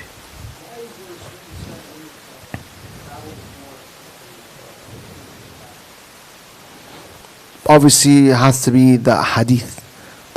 This is what the Maraja understood from the hadith.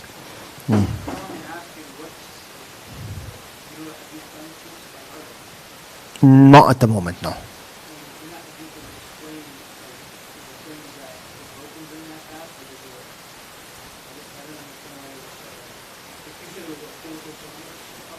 Yes.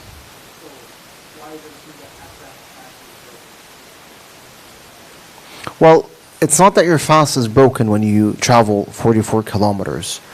What we're saying is, in order to be a traveler, from an Islamic perspective, there are a set of conditions that need to be fulfilled. Jayid.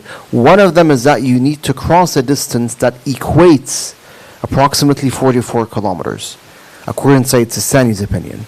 According to Sayyid Hakim Qudis Sirra, it's about 46 kilometers. Jayid. So this is one of the conditions for you to be a traveler. Now, when you're a traveler, what happens? There are certain ahkam that apply to you. Two main laws that apply to the traveler is taqsir al-salat, salat al-dhuhr, asr and isha become 2 rak'ahs. Each salat becomes 2 rak'ahs. And the second hukum is al-iftar. You're not allowed to fast when you're traveling. But these two laws have exceptions. Those are the main laws. Remember what we were saying last time? In Islam or Islamic jurisprudence, you'll have a main law and you'll have exceptions for these laws, right? So yes, if someone asks me, can a traveler fast? No, he can't, right? That's the general law. If you're fasting, if you're traveling, you're an Islamic traveler, or you're a traveler from an Islamic point of view, then you can't fast. That's the answer. But then you have exceptions. Well, what if I travel after Salat al-Dhuhr? You have to fast in that case. Okay, what if I travel before Salat al-Dhuhr and I don't eat or drink or do any of the mufattirat, and then I come back to my watan before Salat al-Dhuhr? Then you have to complete that day. So here we see what? We see exceptions. Make sense? عرفت شو قصدي؟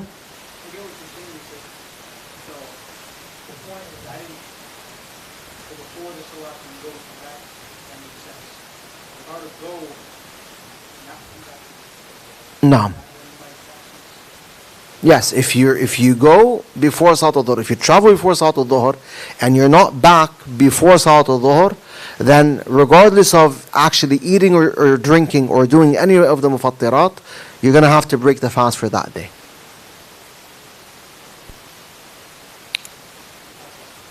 Makes sense? You can't fast that day.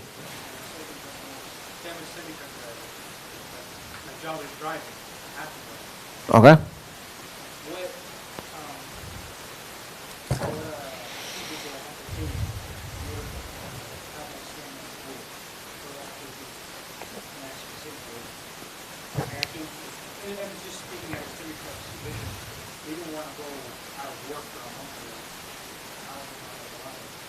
Okay, so you're a truck driver, right?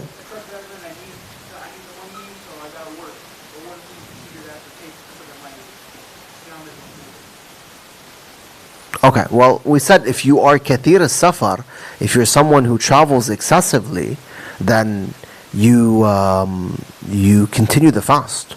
Someone who travels excessively has to fast even if he's traveling. Tamam. Yes. واضح? Yeah. Not yet, but I haven't forgotten it, inshallah. Yeah. عرفت كيف؟ طبعا there is a hukum regarding people who have jobs that require traveling excessively but have not traveled excessively yet. We can look at that if you want. Just keep that in mind. You know, there's a hukum regarding people who have jobs, مثلا a pilot or a truck driver. The person has recently been hired as a pilot or a truck driver, but he has not traveled excessively yet on a practical level.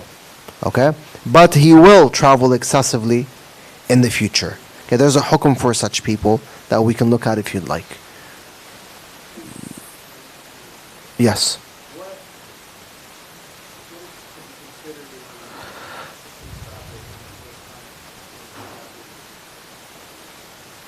So someone who travels excessively?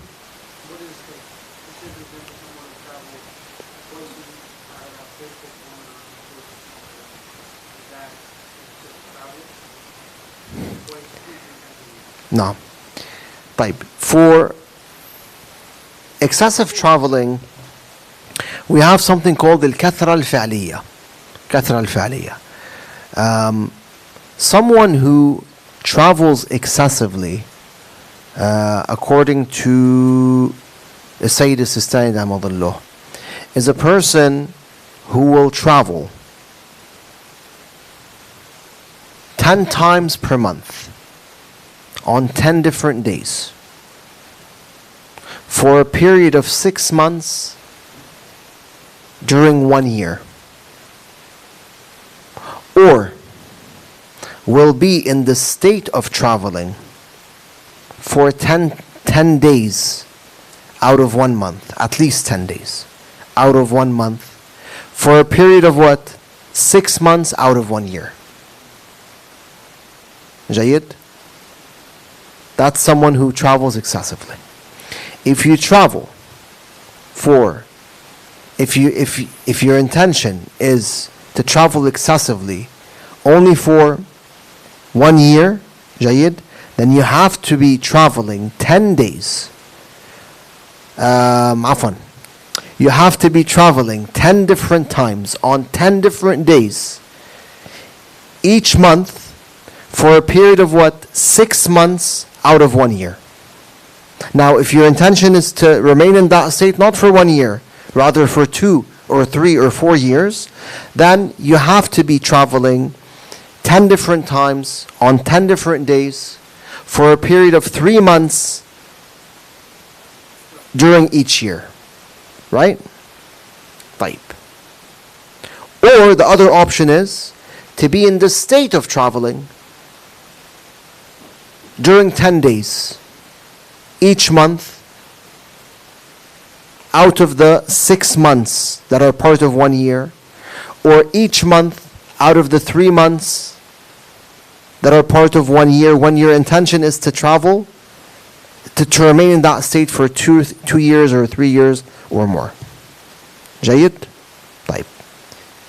If you don't travel 10 days per month, rather you travel 8 days per month during the 6 months that we mentioned, or the 3 months, or you travel 9 days per month. So you travel 8 times during 8 different days, or you remain in the state of traveling for 8 days, or you travel 9 times during 9 different days, or sorry, there are a lot of different scenarios. Or you remain in the state of traveling for 9 days each month. Then in that case, what's going to happen? You have to do jama'. You have to pray qasr and tamam, according to Sayyid Sistani. As for if you travel for 7 days or less, 7 days each month out of the 6 months that we mentioned, or out of the 3 months that we mentioned, depending on the scenario, then you're not kathir al-safar for sure. In that case, you have to pray qasr. Does that make sense? Are you sure? It's not confusing? Yeah, you got it? Now, the world's not perfect. They're going to get laid off. Like when we say you get laid off for 2 months out of the year, or 4 months, 5 months, however many months you get laid off, and then you come back to work. If you don't work that 6-month period within that year, but you're doing it 10 days, what do I do then? Well, the thing is, we said you need to be traveling for 6 months, right? 6 months out of 1 year. In each month, you need how many travels? 10 travels, right? Either or. So when we say 10 travels, okay, often when we're talking about traveling 10 times, we're talking about 10 different travels on 10 different days. Makes sense? 10 travels on 10 different days. So, مثلا, you travel from Windsor to Toronto, and then back from Toronto to Windsor, okay, on Monday, and also on Tuesday, and also on Wednesday, so on and so forth, such that you're traveling 10 times on 10 different days. Okay? Here, if you maintain that state for half of the year, meaning for 6 months out of 1 year, okay, in each month you're traveling 10 times on 10 different days, you're kathir al-safar for that year. Do the months have to be consecutive? According to Sayyid Sani's fatwa, no. They don't have to be consecutive months. So if you're, taking a break for 1 month and then you go back to that state, as long as you have 6 months in which you're traveling 10 times on 10 different days, then you are kathir al-safar. Right? Supposing these 6 months are part of 1 year. Now sometimes you don't travel 10 times. You travel 2 times per month. But each travel covers several days, such that you are in the state of traveling for at least 10 days per month. مثلا, you travel twice per month. But every time you travel, you remain in the state of traveling for 5 days. So at the end of the month, you have 10 days in which you are what? A traveler. Make sense? If you maintain that state for half of the year, if this is your intention, you're going to be in this state, or you want to be in this state for 6 months out of 1 year, then you are kathir al-safar. Make sense? Yeah.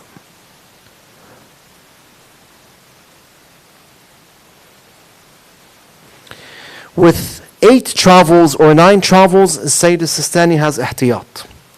He says, al-ahwat wujuban, that the person does jama', that he prays qasr and he prays tamam. Make sense? Let me tell you one thing here. Just give me 1 second to pull it out. About kathir al-safar, which you should also know. Shara'at al-qasr.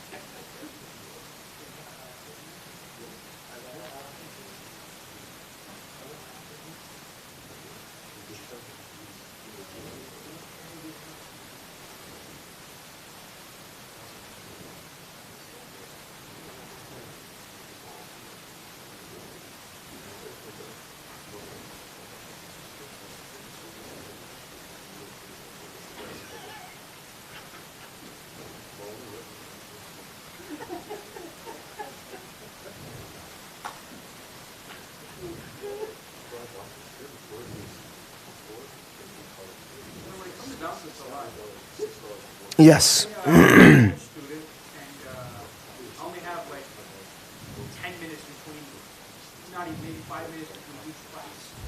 Yes.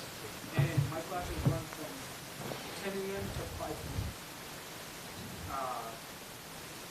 If I were to pray, say 10 minutes before get to the qada, and I'm in the middle of my prayers, and it's now the time is qada. So I have to restart my prayers, Rohr and Musa, and pray the qada, or can it continue?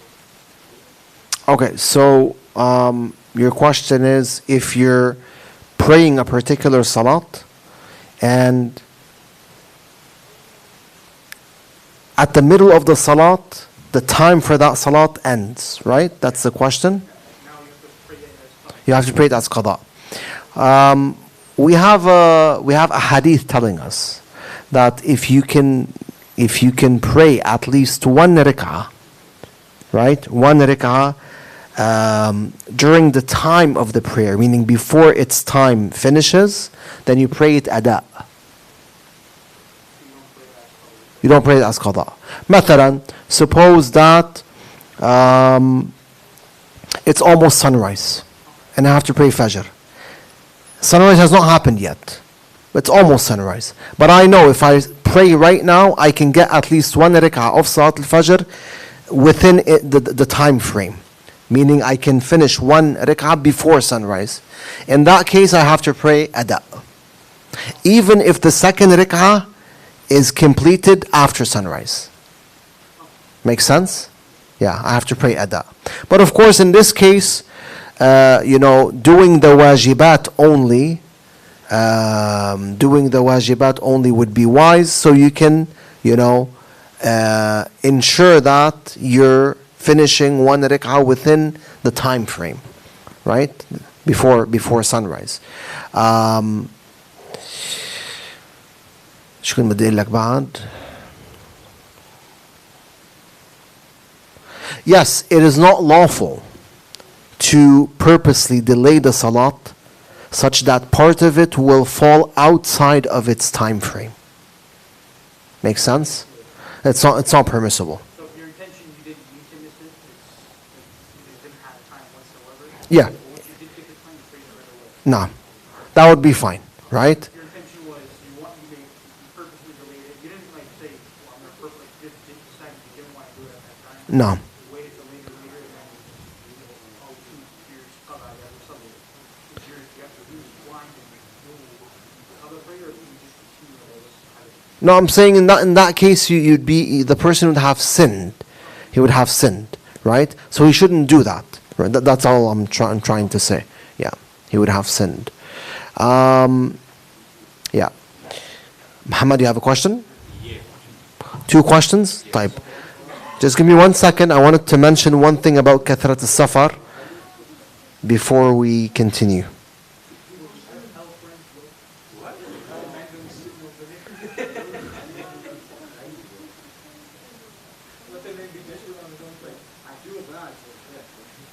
I mean, 2 questions, so it's not good like this. Hey, we're entering Ramadan, we should get used to it.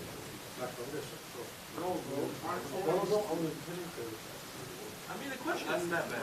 Let's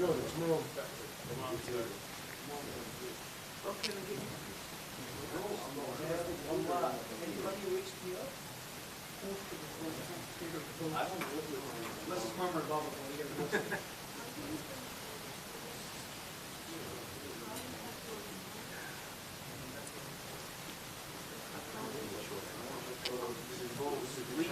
Nothing about the UK.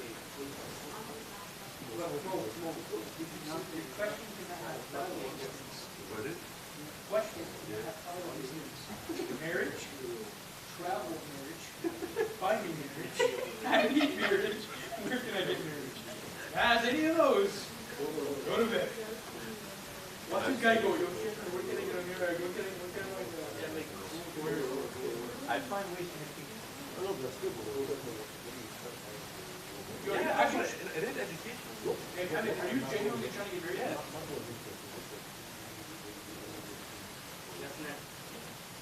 No.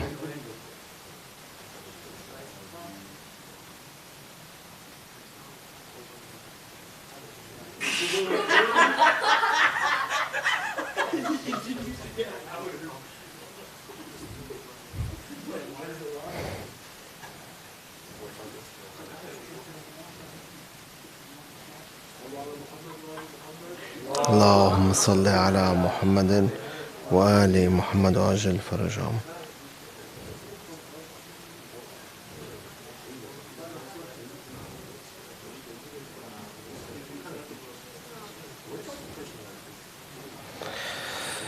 Yes, so the issue I wanted to mention about the kathrat al-safar, the person who travels excessively, after understanding the amount of days that the person has to travel, etc., when he starts with that issue, when he starts to travel, and he's in the process of becoming a traveler who travels excessively, during the first 2 weeks, as Sayyid mentions here in the Q&A section of his website, during the first 2 weeks, after the start of his travels, he has to do also qasr and tamam.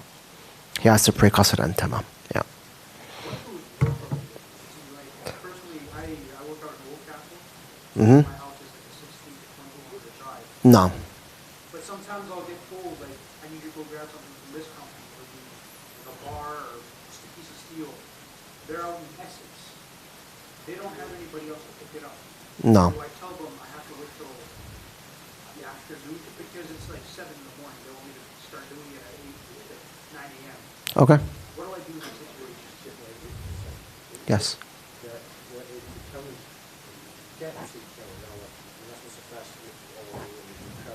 Is it 45 kilometers out the city? So like you're saying you're in winter, you just move to the border of the south. So from that border, 45 kilometers outside of the border, or is it within the city?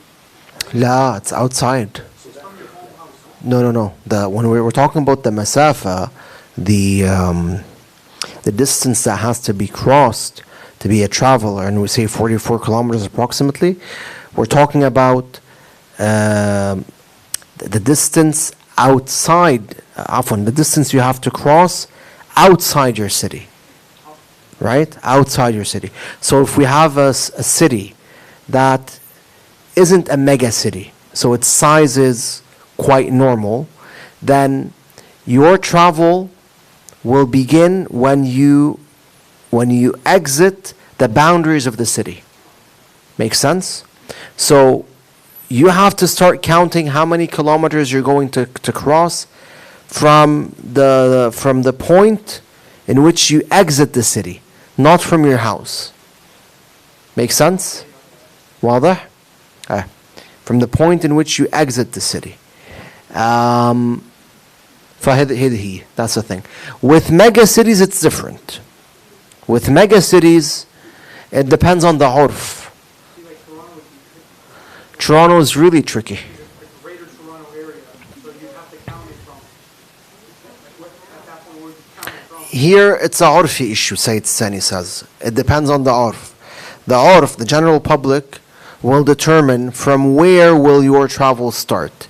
It might start from the boundaries of your neighborhood, or the boundaries of a particular location that pertains to your neighborhood. Mathalan, let me give you an example. I'm just using this as an example. I'm not saying that this is the case, but let's use it as an example. Concerning the GTA consists of locations, different locations, right? Different regions. Like, for example, Peel, Durham, North York, Scarborough, Toronto, etc. Jayid? So if you're living, let's say, in Ajax, or Pickering, or Oshawa, all of that is part of Durham region. Maybe, I'm saying maybe, the Arif will say, your travel will begin from the boundaries of Durham. Make sense? If you live in, let's say, Scarborough, maybe the Arif will say that your travel starts from the boundaries of Scarborough. At the end of the day, it's an Arfi issue. The Arif will determine. The general public will determine. But one thing is for sure, we can't say that the whole GTA is one city, as in that no matter how many kilometers you cross within the GTA, you're not a traveler. You can't say that, because it's just too big. It's too huge, right? Yeah. Sayyid, naam.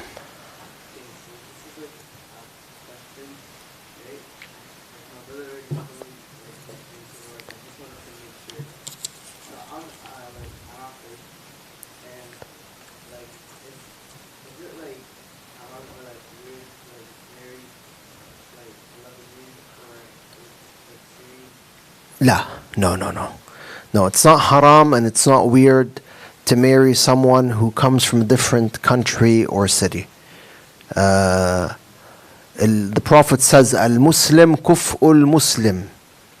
Right? Kuf'ul Muslim. Wal-mu'min kuf'ul mu'min. Meaning that a Muslim is the suitable spouse of another Muslim. A Muslimah, basically. And the mu'min is a suitable spouse, is the suitable spouse for the mu'mina. Yes. Alright, so since Musa made 1.1, we had our very first Muslim astronaut.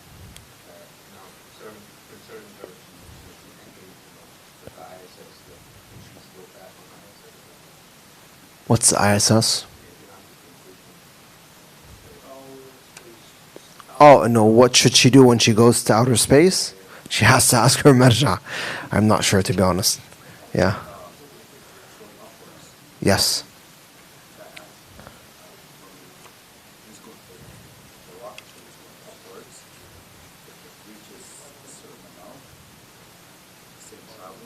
No. Okay. Yeah. Yes. Yes. Wallah. Personally, I don't know the ahkam for astronauts at the moment, so I can't really say. Yes.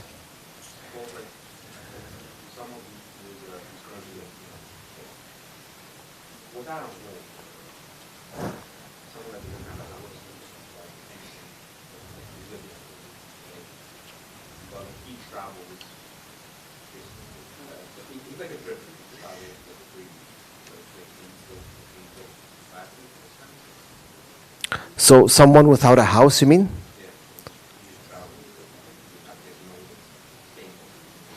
Well, for salat, they do mention that one of the conditions for salat to become qasr is that the person shouldn't be a person who basically has no house, meaning wherever he goes, his house is with him, right?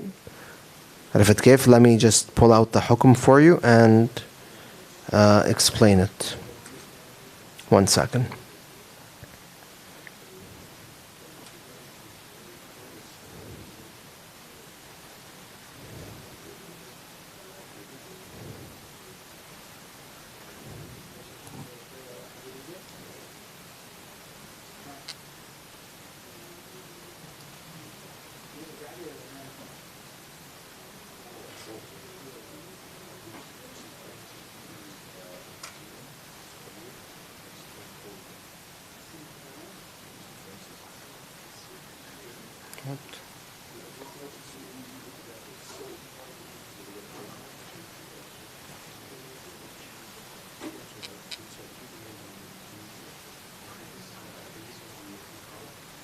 شرائط القصر.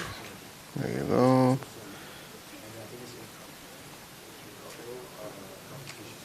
So yeah, they mention here, Sayyid Sani mentions,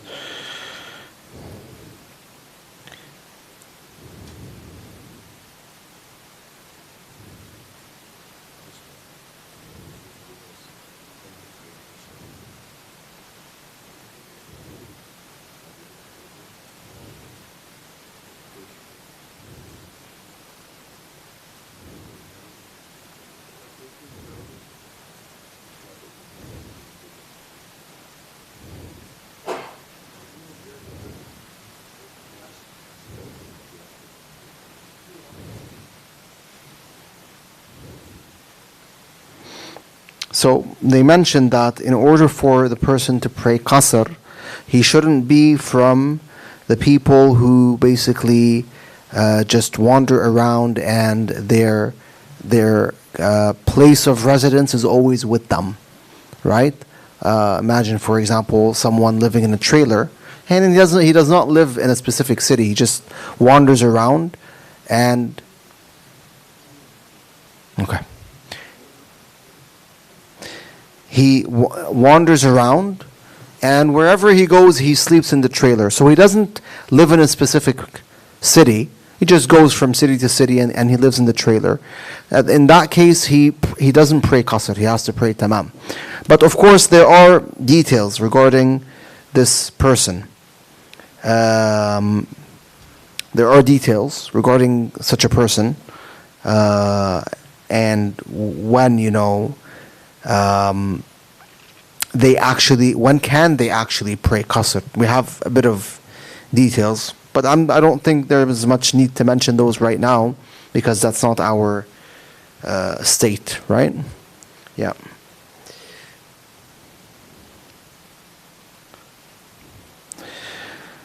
طيب. We have a couple of questions.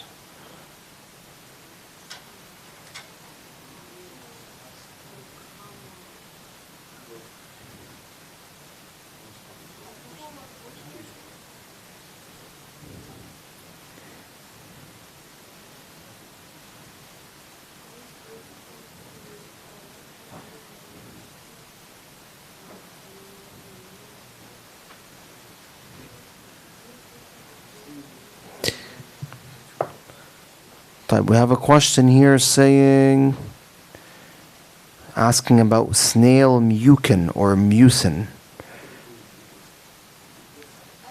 تعرف شو هي يا أحمد؟ MUCIN.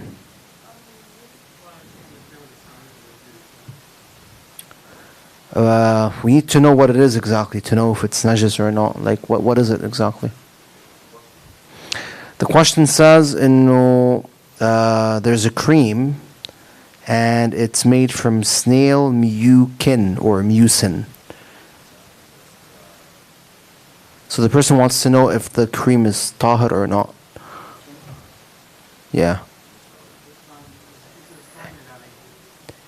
Oh, the slime that's on the snail itself? Okay.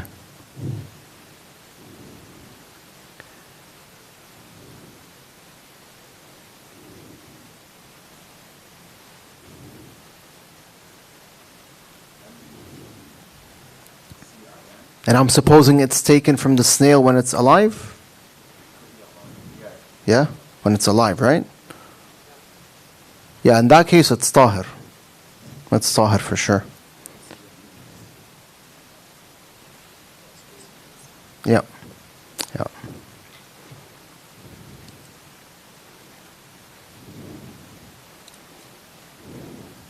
طيب. We had a few more questions, but our time is up for tonight. Hopefully, inshallah, in upcoming sessions we can address those questions. Walhamdulillah. Wa sallallahu ala al-Mustafa Muhammadin wa alihi al-tahirin. اللهم صل على محمد وآل محمد وعجل فرجهم يا كريم.